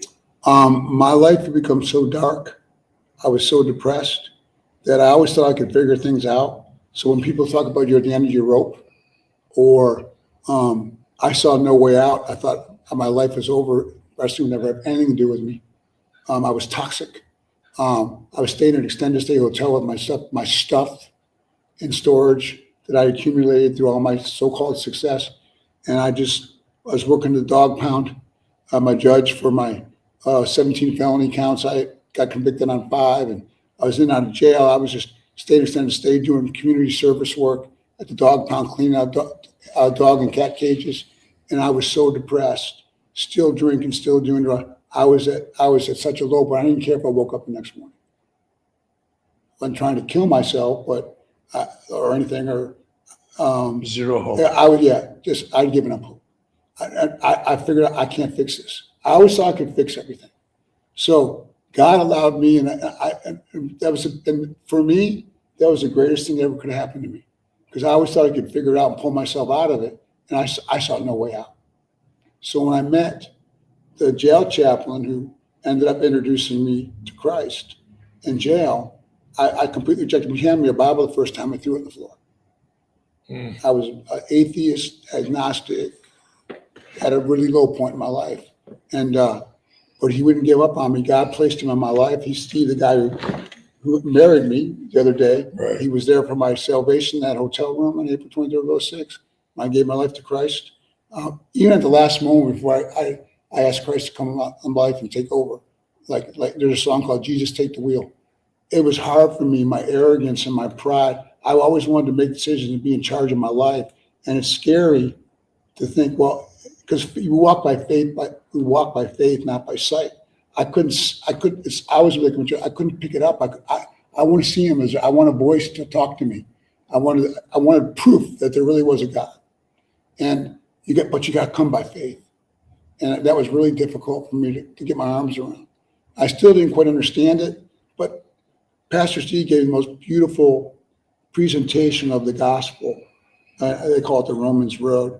And when he got to the end, Romans 10:9-13, and confessed that Jesus Christ is the Son of God. And I hear me read out loud. I started crying. Really? No, I'm not a crier. Yeah, in the hotel room. And in the last minute, Satan came in one more time and said, it's too late for you. And I said to Steve, I said, well, I want to go get down and pray and ask Jesus to be Lord of your life and dedicate your life to him. I said, man, Steve, it's too late for me, man. I've done too much bad stuff. I've hurt too many people, too much collateral damage. Yeah. And Steve just looked at me and goes, it's never too late for him. He goes, he meets you right in the muck and mire of where you're at. He goes, the difference between Christ as a born-again believer and all other religions in the world is that they're all trying to climb or work their way to heaven or do good stuff. Christ has already accomplished what you need right at the cross for you because he loves you. He wants to offer that free gift. He meets you right where you're at, right now, right here in this hotel room. Just got to ask him to come in. But he knocks on the door. On the outside, the door handle his hand, so you got to let him in. I understood that. So I go out by faith. I'm going to, okay, what we got to do? Let's get down here now. It's funny. I mean, he's good. Obviously, Pastor Steve is really good at what he does because he knew exactly how to frame that for you and where you were. Yeah, he said, I go, but what I got to do then? He goes, you got to get down and ask Jesus to come into your heart. He goes, the door handle's on the inside legs. God doesn't kick his way and kick the door down.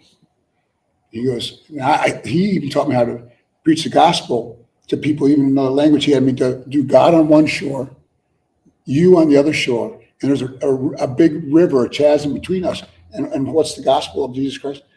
You put arrows like works and good deeds and all this different stuff you can do, trying to get to the other side, but the arrows never quite reach. So they're nodding, and then you do this, you do that, and then you draw a bridge between two sides, and you write Jesus across the bridge. Even if they don't stand in the It's the most simple, right? Clear picture of what Jesus has done for us at the cross. That's the only connection for us, because God can't be, you have to go through the Son to get to the Father. Were you scared at all? Like once you got down on your knees? It's giving up control, right? That's what I wanted to get to. I'm a control We're all used to having control. I want to be in charge. Our lives. Our pride is we want to be in charge. We're like never surrender. That I'm surrendering my life over to someone, something else. And that's scary, man. That's the faith part, right? Yeah. And if you've never had it, yeah. Talk about working without a net. But I actually felt a physical, like I was almost getting power washed inside when I said that prayer to ask him to come out. I felt like I was getting. People at the gym thought, or something Pastor Steve afterwards saw the media transformation. I wasn't cussing anymore. We're from New York, New Jersey. I wasn't cussing. I didn't realize it. People thought people on the gym saw me with a pastor working out. They thought I was on some kind of new drug. You were. Well, yeah. Yeah. Good point. One. Yeah. So and you haven't looked back. And he transformed my life over time. Completely whole new set of friends and brought back into my life the people who really matter to me from wrestling, or else brought them around to maybe consider being my friend. It's amazing. I told the story about the fans, how special wrestling. Yeah. I was a guy who wrestled because I made money at it. I wasn't a wrestling fan growing up, so I was like, these fans are crazy. Mm-hmm. I was trying to avoid the fans almost. Go in the back door of the hotels and stuff to avoid them. And when Steve, I told you, Pastor Steve took me to that Walmart. You've heard that story. Sure. And tried to get me going Walmart. I wouldn't go in. I thought the old LEX, that's where poor people shop. I've never been in a Walmart. He kept on stopping at Walmart after our workouts at the gym and tried to get me to go in. I wouldn't go in. And I was such a snob. And unsafe snob. I love Walmart now. But he tried to get me. Finally went in. The fans made the biggest deal on me when I walked in there, because I'd given up hope that ever had anything to do with wrestling again. That was the first time where I saw hope for me to maybe maybe my life isn't completely over, and my life, the fans make us so glad. They just loved. I mean, that's Walmart store. It's funny you bring up hope, because I think that's one of the things that, Wrestling fans are special, man. You know that. You know, I mean, they're different kind of breed, man. yeah, it's easy to lose hope in any walk of life. If you're working in an office, if you work for a big corporation, if you're working in the the post office, hope is something that's very easy to lose, and you don't realize how devastating that is for you. And I think that's one of the cool things about you from a Christian point of view, and having been saved and living the life you lived before you were saved, and where you're at now. Hope was the difference. In your case, Christ provided that. In your case, you're providing hope to people who have also given up on it. Whether, and I don't know, I mean, I know better because I've worked with them before. A direct correlation there for sure. But there's a definite connection, and hope is at the center of it. Right. I know I asked you what was, the most impactful kind of transition that you've helped guide and create, but give me an example of someone other than, well, not Lex, because Lex had a lot of hope by the time you guys started working out together again and found it through Christ. But give me an example of somebody that came to you that really had given up on themselves and looked at this as a kind of last resort. I told Dallas, I go, he's got such a following. Where I do appearances now, I get all kind of people that he's affected in a profound way through his training and online, through the streaming and all that. I mean, that's probably a really tough question.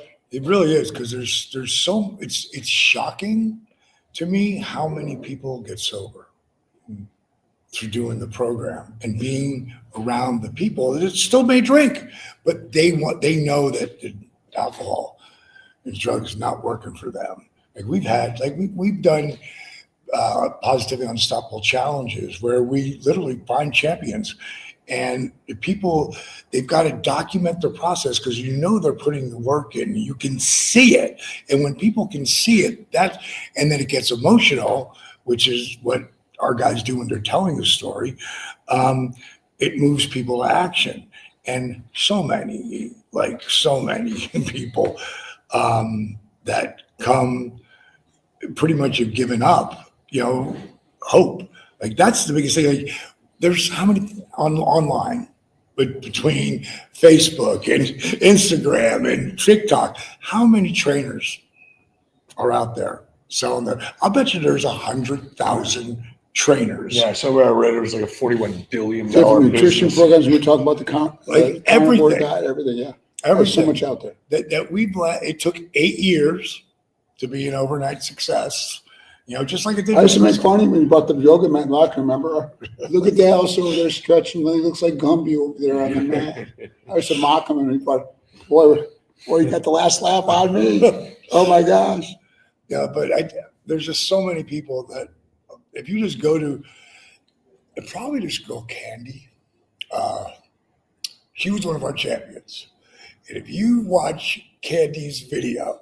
Now, describe what a champion is to people that may not be familiar. They're people who put the work in. Like, people would never believe that they could get my time. Like a wrestling fan would never believe if they put the work in. And I see them helping other people.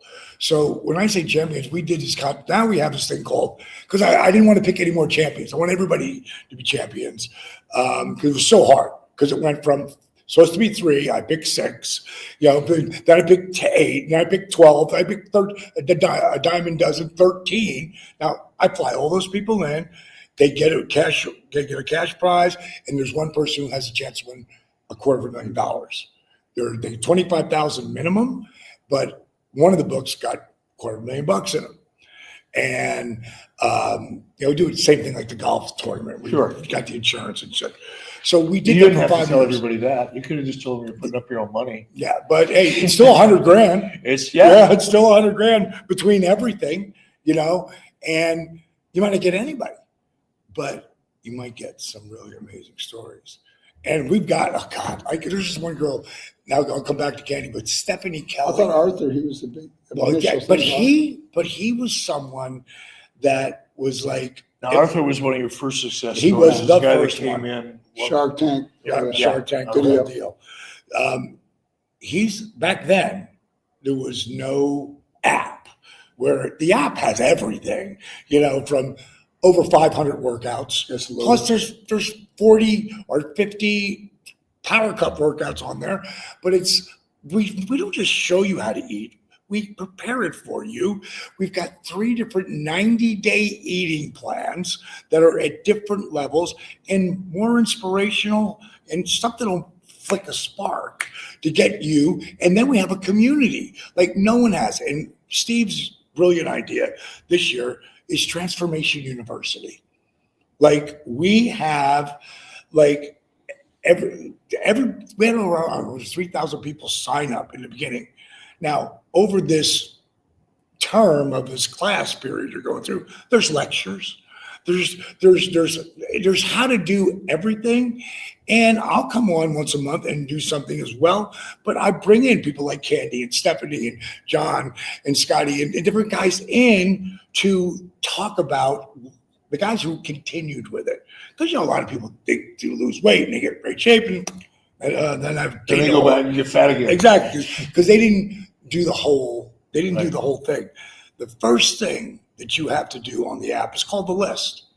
And the list, number one, is what's your why? Like, why are you here? Don't just tell me, write it down and video it. So you're going to want to remember it later.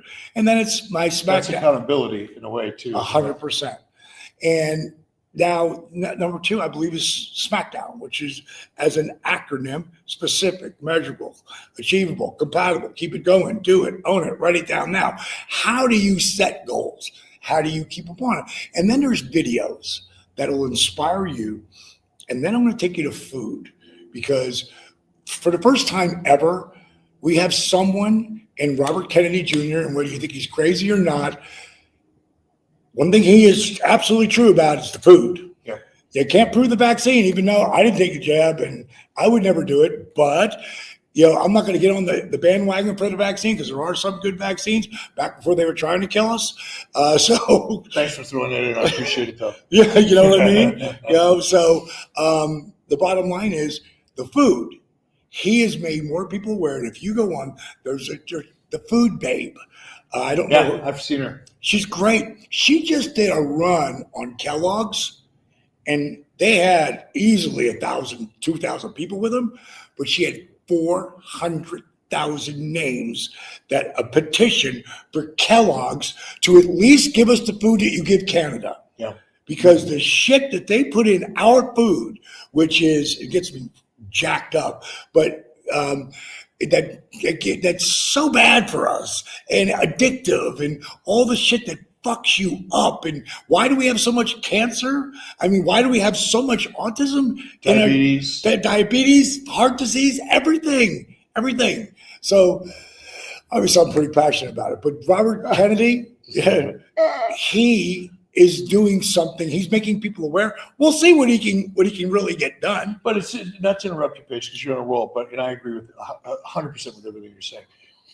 And I think what I at least interpret from my perspective is that he's not trying to force anybody to change what they eat. No, he is trying to make you 100% aware, or at least give you the opportunity to be aware of what you're eating. Once again, while they're taking out across some of the toxins. Right. Once again, he comes across as authentically caring about it, being passionate about it. He's authentic about it. And whether you agree with him or not, he comes across as authentic about people being healthier. I just had, and I just had one of my buddies. I've got hundreds of instructors who do DEP yoga, right? And transformation coaches, that are helping everybody. And, they get paid, but it's nothing, but they want to help people. Right. After they want to help people. So out of my 5 who are... That's part of the payback. It's not always monetary in life. No, 100%. When something happens as it changes our life, I know he does. He wants us to share it. I want to share about how God changed my life with people, because I'm thankful. I'm grateful. You're changing people's lives. They're grateful. They want to share it with others, and that makes your whole company go viral. And of the 5, I have 5 master instructors that can teach everything, know everything is out. 2 of them are doctors, and one is an MD from Canada, and his name is Dr. Marcel Doré. When he teaches his classes on Tuesday and Thursday, he has 70 to 100 people on a football field. and they're all like older people, 50 and up, that are doing the workouts with him. But I had him send me a Fruit Loops from Canada. And when you put the Fruit Loops from Canada next to the one that they make here, the poisons that are in that food, but Canada's like, oh, we're not taking this shit. Same in Europe, same thing. Same thing. Same. So those companies, the Coca-Colas, all of them, I call them all out, man. Give us the same shit. At least you give them. Well, they're U.S. companies specifically, and I'm not an expert, and I want to make that clear. I'm not trying to sound like one, but I do. I'm in this rabbit hole. Both Lori and I together. She's been studying nutrition for over 30 years, different courses and accreditation and all that.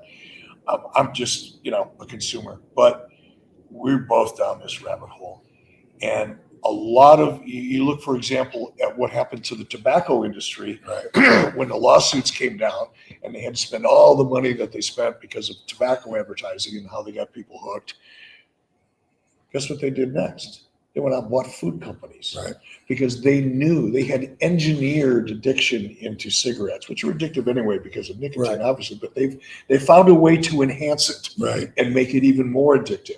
Well, since they couldn't do that with tobacco anymore, what's the next best thing? Oh, everybody eats every day. Let's go get that. And a lot of the additives that are in that food, the dyes, for example, in Fruit Loops, well, that's a visual thing. It's not, it doesn't affect the flavor. It doesn't affect the texture. It's not the bite thing. It's just color. And it's toxic. And when the tobacco companies got a hold of the food companies and all of their addiction engineering came with it, and here we are today. It's why people, and I'm sure you run across this every day, you may have experienced it, but it's hard for people to give up certain things. My wife, Lori, talks about it because she coaches people, and she's been very, very successful with it and helped a lot of people in a similar way that you do.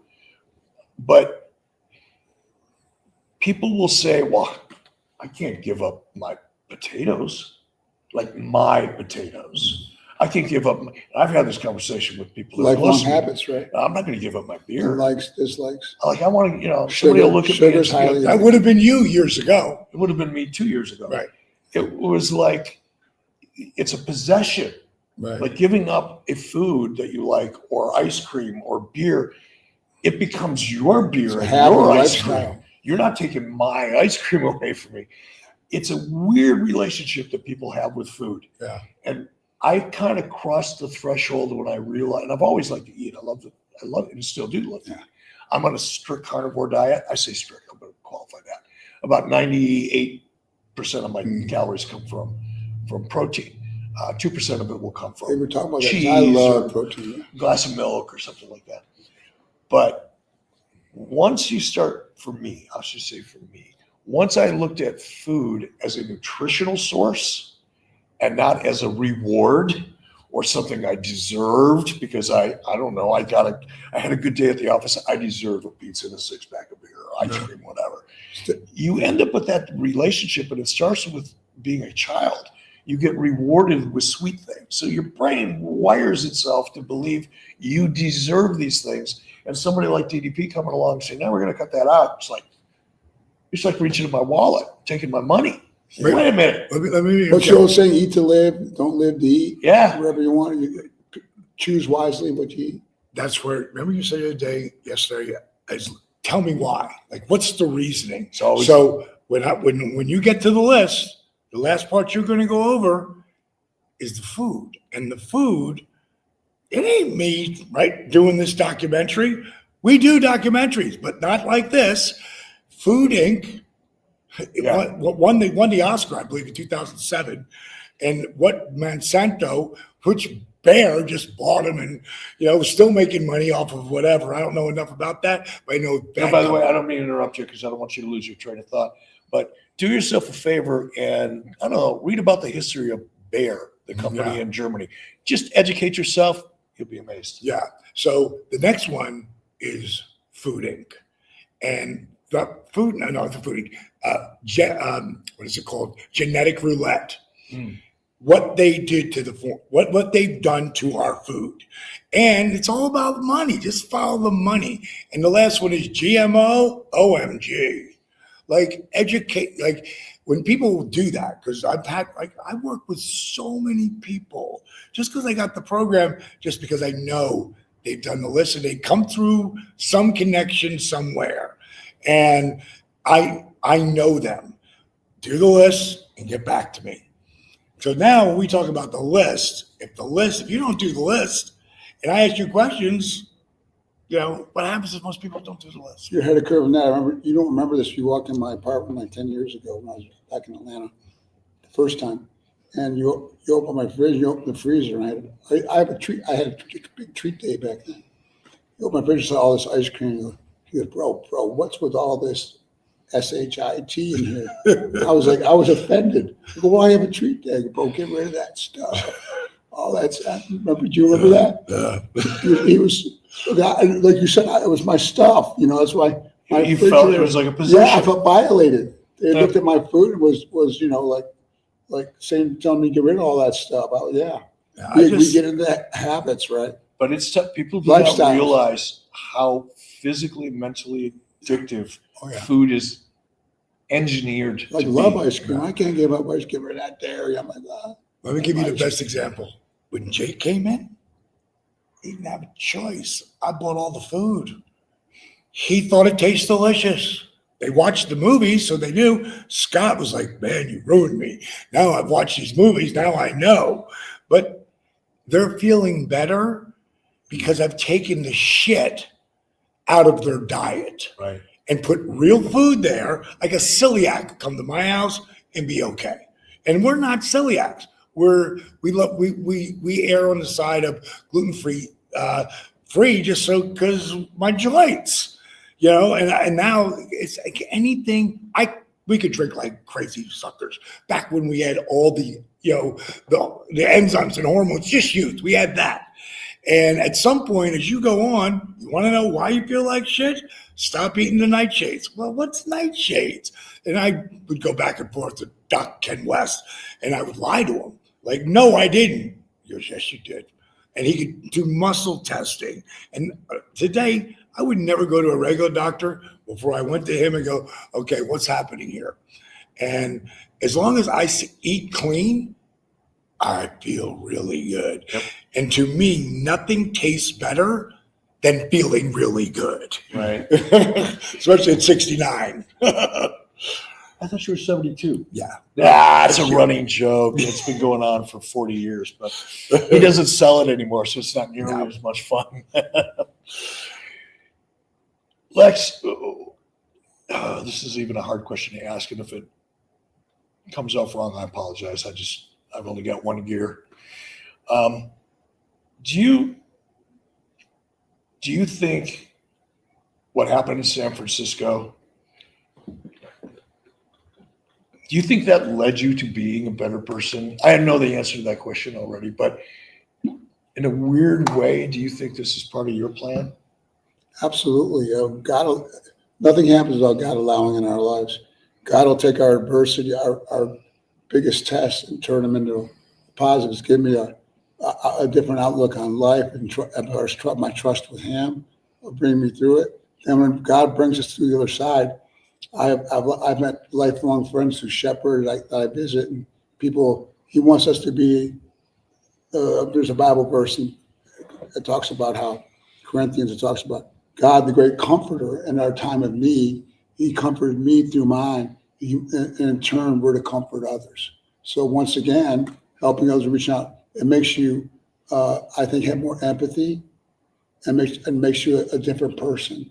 So our greatest challenge is what looks like greatest tragedies can be turned into, when we let Him work through us on that, our greatest triumphs, I believe, for sure. This is what I was really trying to ask. I've lost 100 pounds of muscle, but from my injury, I'll never get back. I spent my whole life building that up, and in a matter of months, it was all gone.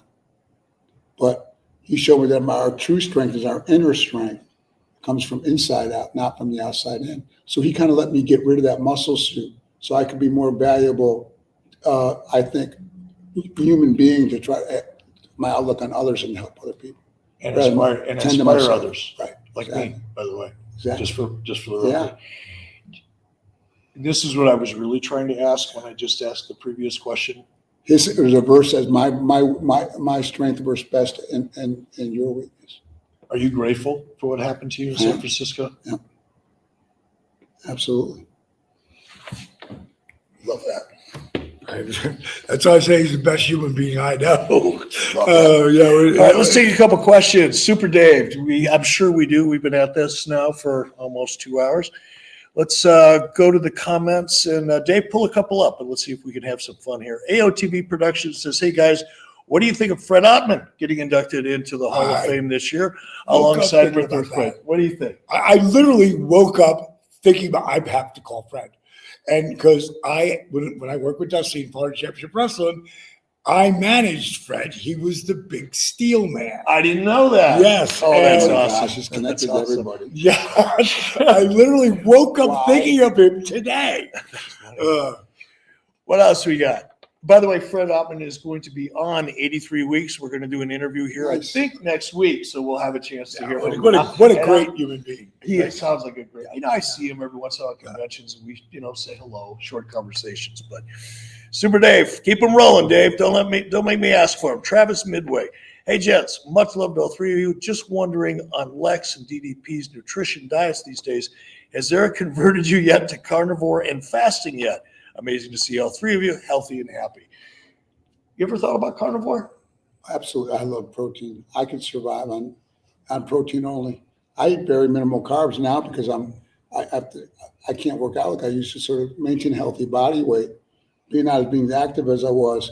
I eat mainly protein with just enough carbs to give me some energy. Sure. But man, I'd rather eat like protein all day long. I love protein. You ever thought about it? No, I have. And I'm very, I don't know if I have that discipline yet, but I look at it in what you did and how you feel. And I'm going to start following that doctor. And It's Dr. Sean Baker, Yeah. SHAWN Baker, And I Baker turned you MD on X. And I turned you on to that. Maddie, do me a favor. Go out to my car. I want to let them both try the. It's in my white cooler. Just pop the lid off and grab the 2 bags of ribeye. Because Oh yeah, yeah, want to show that because that's the only. Whenever there's a small company that's doing good things and puts out a really good product, and it's not cheap, but it is so worth it. I try to give them a little boost. I don't even want anything for it. I just want to. No, I get it. I'm the same way. I get excited. There's a product I use called Perfect Aminos.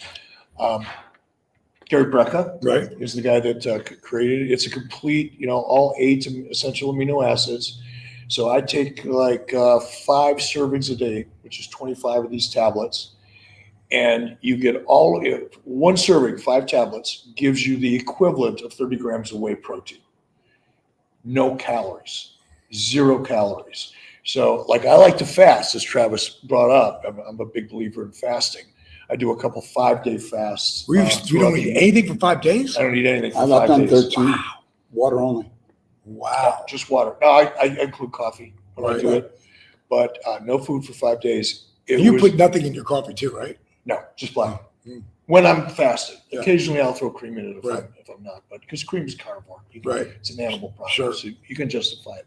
But it does have sugar in it, and I'm really super sensitive to sugar, so I stay away from it as best I can.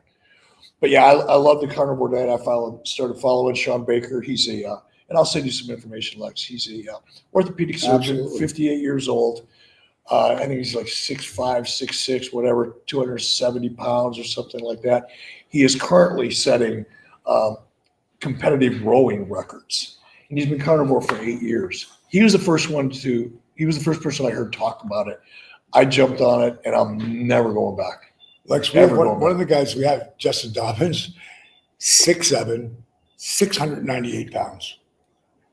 In 22 months, just carnivore, he lost 402 pounds and went from not being able to be in down dog to go by. He was in his at 500s doing the workout.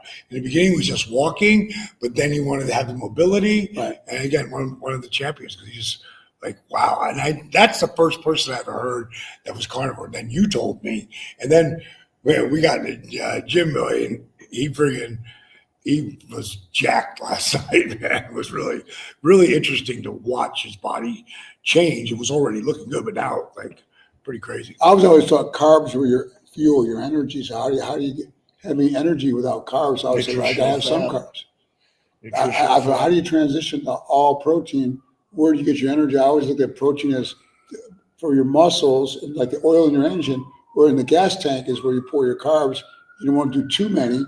I always through the years balance my look in wrestling through carb manipulation, high, low, medium, to stay lean. So I'm like, well, where do you might go low carb? I have low energy. So that's where I can't just go. Well, see, with the carbs. bodybuilder diet, you're going low carb and low fat, right? You're eating a lot of chicken, a lot of fish. So you get energy through the fats. Nutritional fat. That's why, eating a steak, there's a lot of healthy nutritional fat. Like when I eat a steak, now last night I didn't because I was actually just getting full. But typically if I eat a New York strip, there's nothing left on the plate. I don't trim off the fat. I eat the fat because that's where the energy is. That's where ribeye comes in, right? Because they have more fat.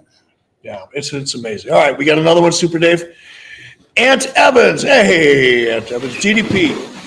No one in American life has had a greater third act than you. I turned 48 last week, and you continue to be an inspiration to me. Bang! Thank you, bro. Ant's a great dude. He's a great guy. It just comes down to friggin' doing what saved me in wrestling. And I'm just going to take care of myself. Everything I've done for everybody else started with me, and everything. You're the guinea pig. I'm the human guinea pig. And I would never tell anybody to do something that I don't do myself, Well, and I went to his house yesterday after we left here. We're going to get back to a couple more questions in just a minute, and then we'll probably be wrapping this up in, an hour and a half or 2 hours. I'm giving that to you, E. Thank you very much. I can't eat and talk at the same time, so I'll save it for when we're done. They are delicious, though. But I forgot what I was going to ask, so let's go to a question. Super Dave. Alex Constantino. Lex Booker T talked about your Hall of Fame induction recently and put you over big and was very happy for you. Do you and Dallas have any Booker stories? I don't know. Pick one. Do you have a Booker story? They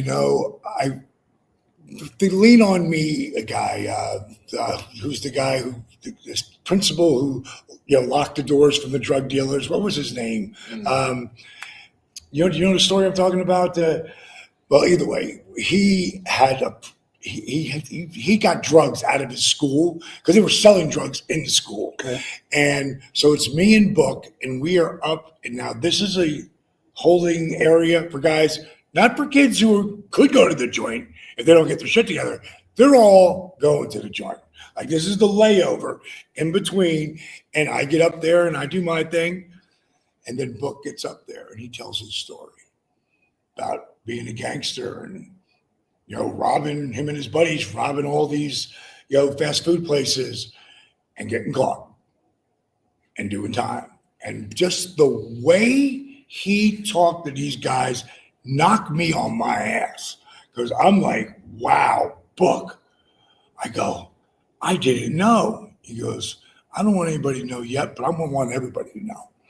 And he says, when I get to a point where I write my book, and I never stole a soul, but to see Booker T and what he, first of all, does for reality wrestling, Sure. which is off the charts.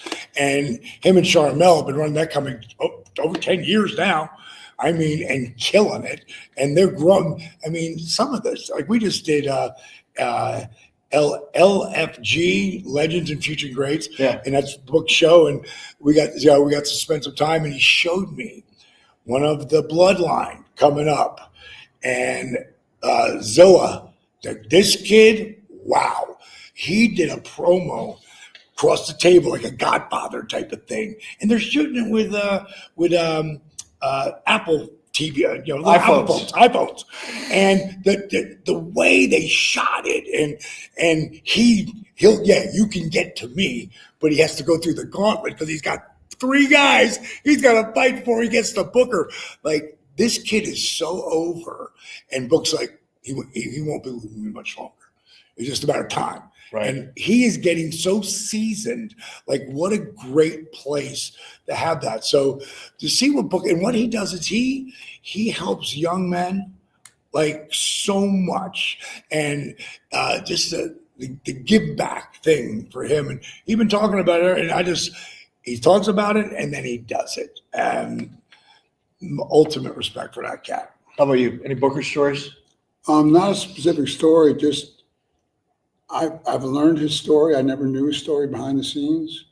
Always a talented guy in the ring, always an upbeat guy to be around. Always upbeat. Yeah. But which I always loved about Booker T, but to hear his story and where he's come through, what he's been through, where he's at now, and how he reaches out and gives back to others. And once again, we talk about our experience. I have a lot of experience being used to encourage others. Right. He's doing that, but what he's been, Perfect whether example. it's addiction counseling, if you've been through addictions, they'll listen to you because you've been through it, drugs or alcohol, and you come out the other side. So they'll tune into you. If you go back and talk to young men who are struggling and have been incarcerated, they'll listen to him because he's been there. Yeah.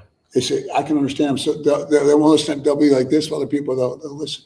So he uses that experience that probably was not the best time in his life, once again, to encourage and help those young men. So it's pretty. He's a unique guy, and I have massive respect for him. And well, the guy who he ended up cutting down, because Stevie, was obviously his big brother, but he's like, you get out, you got mop floors, you be the best. You do this, you do that, and you be the best. I don't care what, clean toilets, you do it the best. Mm-hmm. And then the guy that they were working for is the guy who sent them, because they didn't have any money, but he paid for the money to pay it forward so he could go and go to wrestling school. And it wasn't much longer out of that when you gave him a developmental deal and started the same thing like you did with Kidman. And what a run. 2 Hall of Famers, Booker a double. It was so funny. Freaking, I was watching LFG the other night, and Bubba said to Booker, is it important for you to have to wear both your Hall of Fame rings? And he said, absolutely. Super Dave, we got another one here. Gareth Jones wants to know, fantastic to see 3 Hall of Famers together. Well-deserved and great chat. Lex, DDP, were your favorite superstars to work with in both WWE and WCW? That was a form of a question. Who were your favorite people to work with at WWF or WCW? That's such a difficult question. I had the privilege of working with all the really top, almost every top guy in my era. And there's guys I wrestled more, like obviously Nate, and I loved working with Sting. We usually work side by side a lot, but man, I wrestled with a guy who's special to me was the one who really took the time to be a real teacher with me in the ring. Guys always kind of led me around through the ring. Ricky the Dragon Steamboat, as far as in the ring, I worked like a long time. Now it'd be almost about a 6 to 9 month program with him. Right. U.S. title. And he started out, he did all the house shows with me. We ran a lot of house shows back then. Yeah. He called the whole match. And we'd go over it afterwards. And he'd tell me why I did that, why I called that there. Wow, that's a gift. At the beginning, how we got things started right, then how we set the heat, how we maintained the heat, how we came out of the heat into a comeback to make more meaningful. He explained all that to me with him calling it. Then he said, I'm going to let you, about 3 months in, so I'm going to let you call the beginning of the match. I was like, wow, Ricky Steam doesn't let me call it because you're ready for it. So I'd call the beginning match, but then he'd go back in the locker room afterwards and tell me what I did right or wrong and what I called and why. And then he then finally got to the point where he said, I'm going to let you call the beginning of the match and the heat. I was like, wow. It's kind of like and go over the heat with me. Well, when you did that big move on me, then pick me up and slam me because it made no sense. Let the big move sell itself and cover me there. Don't follow up the big move with something less and then cover me. He went over all that psychology, and he went over all that. So the lost art. We got to the final pay-per-view, Tim and I, and it was in Baltimore. I'll never forget. And Ricky the Dragon Studio comes to me, locked me, goes, "Hey Lex," I go, "Yeah." I go, he goes, "You're gonna call the whole match tonight?" I go, "No way, Ricky. It's a big pay-per-view." He goes, "You're ready." That's the pebble. I go, "You're gonna let me call your Ricky Dragon's comeback because you're gonna call the whole thing, including my comeback." Man, I had him slam me off the top, and I saw him and Flair did. I was bouncing all over the ring. but he taught me the psychology. So after that, whoever I worked with, the top guy, I finally could call a match and have it make some sense. Never was the greatest interviewer or working in business. Ricky took the time to really give me some basics that gave me confidence that unless I worked with a really experienced guy, I was kind of lost in that. So Ricky took the time to really teach me. So he was very special. He gave I'm you very a heck grateful of a for what gift, and a Ricky lot did. of people wouldn't do.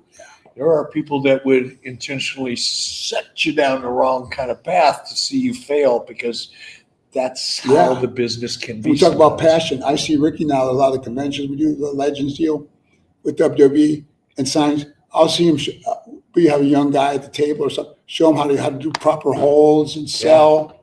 I mean, Ricky has a passion for teaching. Was he ever a heel? I don't think he was he? Not that I can remember. Yeah, he's just I mean, pure he may be babyface, the man. only one who was a babyface his entire career, and I think one of the best. His ever. ex-wife was a heel. I know that for sure. Well, Amazing guy though on teaching. He has a real passion for it. for me, of course, Savage would be the one. He's one of my favorites. Yeah. Savage for you? Yeah, man, it's changing my. But I loved working with Raven and Canyon, and It didn't drive you crazy that Macho wrote everything down before him. no, because I did it all too. You know that. You I should knew have everything. watched these two together. It was like they'd sit down Whose for notes hours. overrode his? His. I thought so. His. You know what though? You trust him. You know one of my favorite moments I was So talking give the about. audience the only context that is we normally in our era a lot was called extemporaneously in the ring, reading the crowd. And when a guy came to you with a list of the match move for move for, and you're like, "Are you kidding me?" So yeah, you guys were a lot of that. They were an anomaly. Yes, now a lot of the guys Yeah, do feud of the damn year, bro. We had a hell of a run. But when you look at like Stinger, I remember the first time I'm working with him, and it's 96. I remember because someone just sent me the video. I talked about it a while ago, but January 24th of 1996. And I walked in and said, "So what do you want to do?" Stinger goes, "What do you want to do?" I said, "What do I want to do?" He goes, "Yeah, you put it together." And that was the first time that I friggin' had a little standing ovation when I came through the curtain. Yeah. And Michael E.S. Hayes, who laughed his ass off when I told him I was going to be a wrestler. Next day, I ran home. And when I got home, I would go to the gym, go to Doc West, go get a deep muscle massage, get tan, and be home by 7:30. And I forgot something, so I was running home, running out the door. And as I hear the machine go off, I got to go to the machine. I hear, "Page, pay ass." So I ran to the phone, grabbed the phone. "Hey, Michael, what's up, bro?" He's, "God damn mother." I go, what's the matter? What's the matter? "Page, you know how sometimes you want to leave a message in the middle of the day for somebody?" I said, "Yeah." He goes, "You want me to hang up so you can call back and leave a message?" "No, fuck it. You're on the damn thing." He goes, "Page, saw your match last night. We all did. Great job." Click. Short and to the point. Super Dave, what do we got? Chris Lynch, Dallas. "I grew up a town over from Toms River, New Jersey. Helping people the way you do takes toughness. Did growing up in New Jersey help mold that fighter mentality in you? Thanks for all you do, and congrats, Lex." Well, thank you, Jersey boy. Jersey people are pretty hard-headed. We take a lot of shit being across. Gritty, man. You're gritty. Being down the street from New York, where they think Jersey's a joke. Bottom line is, I don't know. If I get something on my mind and I get something I'm passionate about, I'm gonna do it. What's the Winston Churchill? Never quit. His famous quote. Yeah. Gritty, man. Keep moving forward. What do we got? AOTV Productions again. Hey guys, who do you think should be in the Hall of Fame that isn't already? And that's always such a tough one. Bam Bam Bigelow for starters. Well, there you go. Yeah. There you go. We got time for one or two more. So let's, Dan Norton, DDP Yoga changed my life, especially last year with Positively Unstoppable Challenge. Will we get to see Dallas put Eric through the DDPY gauntlet? What's the gauntlet? You explain it. Yes. And I'll answer the question. The gauntlet is you start off with the cold. Well, first we have a conversation. Oh, the cold. The cold plunge, the oxygen training, and the Oh my gosh. we had power because we were running so late. You will see most of it. We didn't get DDP yoga in because we were both pretty blown up by the time because it was so late at night because lack of communication on my end. But yes, you will definitely see. And he really grabbed the whole of the power cuff. So Yeah, I'll explain. So we filmed it yesterday, and definitely going to, Paige is gonna put it up on his site or whatever. And we did film the gauntlet thing. I asked him to hold off until May because on May 27th I turned 70, and about a year ago I made a commitment to kind of expose myself, so to speak, and really change my body composition. I got really serious. I noticed we got about a the year card ago. today. I was like, wow, Eric, I hadn't seen you in person. Oh, I saw you from like the neck and shoulders up on your podcast. Yeah. What a transformation. Incredible. And it's just How been fit you look. Thank Amazing. you, by the way. Thank you, Yeah. especially coming from you. But it's just diet and just making a Yeah. commitment to go to the gym and quit drinking. Huge difference. And I'll have a glass of wine here. It's not like I'm abstaining for life. I mean, you but, look huge. I mean, you look so incredible. But on May 27th, I'm going to, because you have never seen a picture of me with my shirt off. Neither one of you. I would put $1 million of cash on a table if I had it. I'd put $1 million of cash on a table and say it's yours if you So could it's find your one first time? picture of me with my shirt off, other than inside the wrestling ring. That doesn't count because I did wrestle as a Bischoff Right. and had my shirt off. But that was like a long time ago. And there's a reason for that. There's a reason there's not a lot of pictures of me with my shirt off. But I thought, you know what? I'm going to quit being, what's the word? Overly self-aware and afraid to let people, because I'm vain. I've still got some pride and, Right. but I said, when I'm on May 27th on my 70th birthday, I'm going to do an unveiling. And it won't be much. To me, it will be. So we're going to hold off on showing it until after May 27th. A tease. Because love I it. got 10, That's a drip. Drip master, that's a good drip. Isn't it? I got love 10 it. more pounds to go I can't before we wait. go all the I way. can't wait. So, yeah, I That's love it. great. Super Dave, what do we got? Ant Mauricio, you guys look great. Lex, congrats on your Hall of Fame Thank you. nod. Any memories, insight from the runs as team package with Flair or totally buffed with Bagwell? Well, just working with Rick, obviously, one of the best ever in the ring, out of the ring. He had a quality. Rick always had a quality of not only of being a huge star, but also a star maker. The way he worked with guys, he always brought out the best in me. He brought the best in Sting. You hear so many guys talk about. So working with Rick was always special. I had a great time with Buff. We were good personal friends outside of the ring, still are. And Buff and I had a great time working together. We travel on the road together quite a bit. So you both like it cold. Mark's a fun guy. I mean, Mark is, talk about it, he's a great storyteller. So I really enjoyed my time working with Marcus as well, for sure. All right, by the way, I had a little bite of this just a few moments ago. Where is the camera? I keep looking around for the camera. Right There. I had a couple bites of this. So here's what we're going to do, folks. This stuff is awesome. I had some of it last night for dinner. This is grass-fed, grass-finished, no flavoring. This is a small little company. It's the same company I think it is. They've struggled with regulations and all kinds of people trying to put them out of business because of the processing and what they don't do. Yeah. So yeah, check them out. Look it up. It's absolutely delicious product, and I've fallen in It's love like with real meat in a bag. it. And it's got a good flavor. It's unbelievable, yeah. It's not dry and Oh, just yeah. flavorless like a lot. All right, enough shilling. One more. Scott Kobe or Kobe. DDP always mentioned Dusty Rhodes, but what is the best advice Dusty gave you, and how proud are you of Cody? Oh. Ridiculously. Talk for 3 hours about that.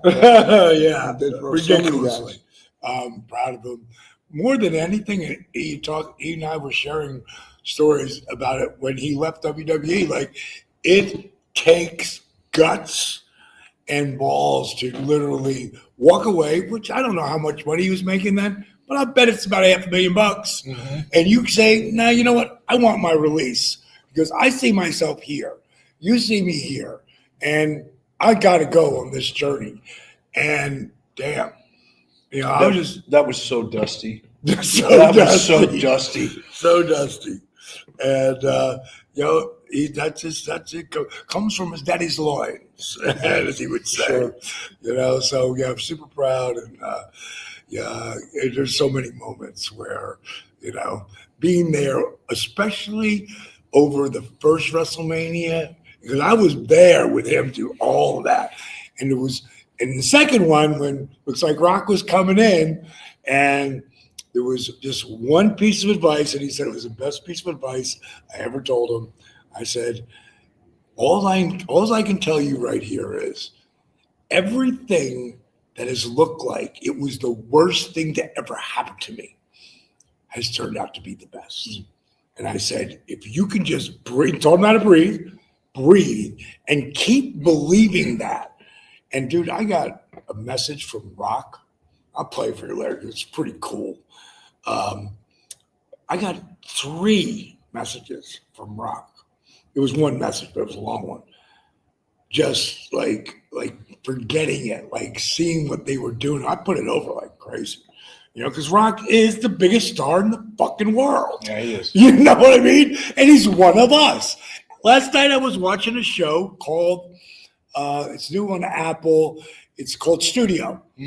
And at one point, you know how these LA people are, and hold on. I got John Cena on the phone right now. Hey, John. And he was doing it, but he used John Cena's name. Batista, just saw him in Showgirls. He killed it. I mean, these guys are one of us. Yeah. And now it isn't back like when we came up and friggin' we were looked down on. They're looking at like, wow, these guys can do this, and that. Like, Eric talked about earlier, you know, big big chops as far as being able to be on camera. And, Yep. yeah. A to Z. Well, guys, I want to first of all thank all of you who watched this here today. I've been so looking forward to doing this interview because there's 2 guys that I love dearly and have come to respect. And it's great to tell you in person how much I love you and how much I respect you. Yeah. It's quite the Thank you. journey and the Yeah. transition. And Paige, you're an amazing human being. You're an amazing human being. Proud to know you. And what a great thing you've done here with Steve and the rest of your team. You've done such a great job. You're helping a lot of people. You're giving professional wrestling a good name. And that's a hell of a hard thing to do sometimes. So congratulations. Thank all of you. We're going to wrap it up here, and we'll see you next time. 83weeks.com. See ya.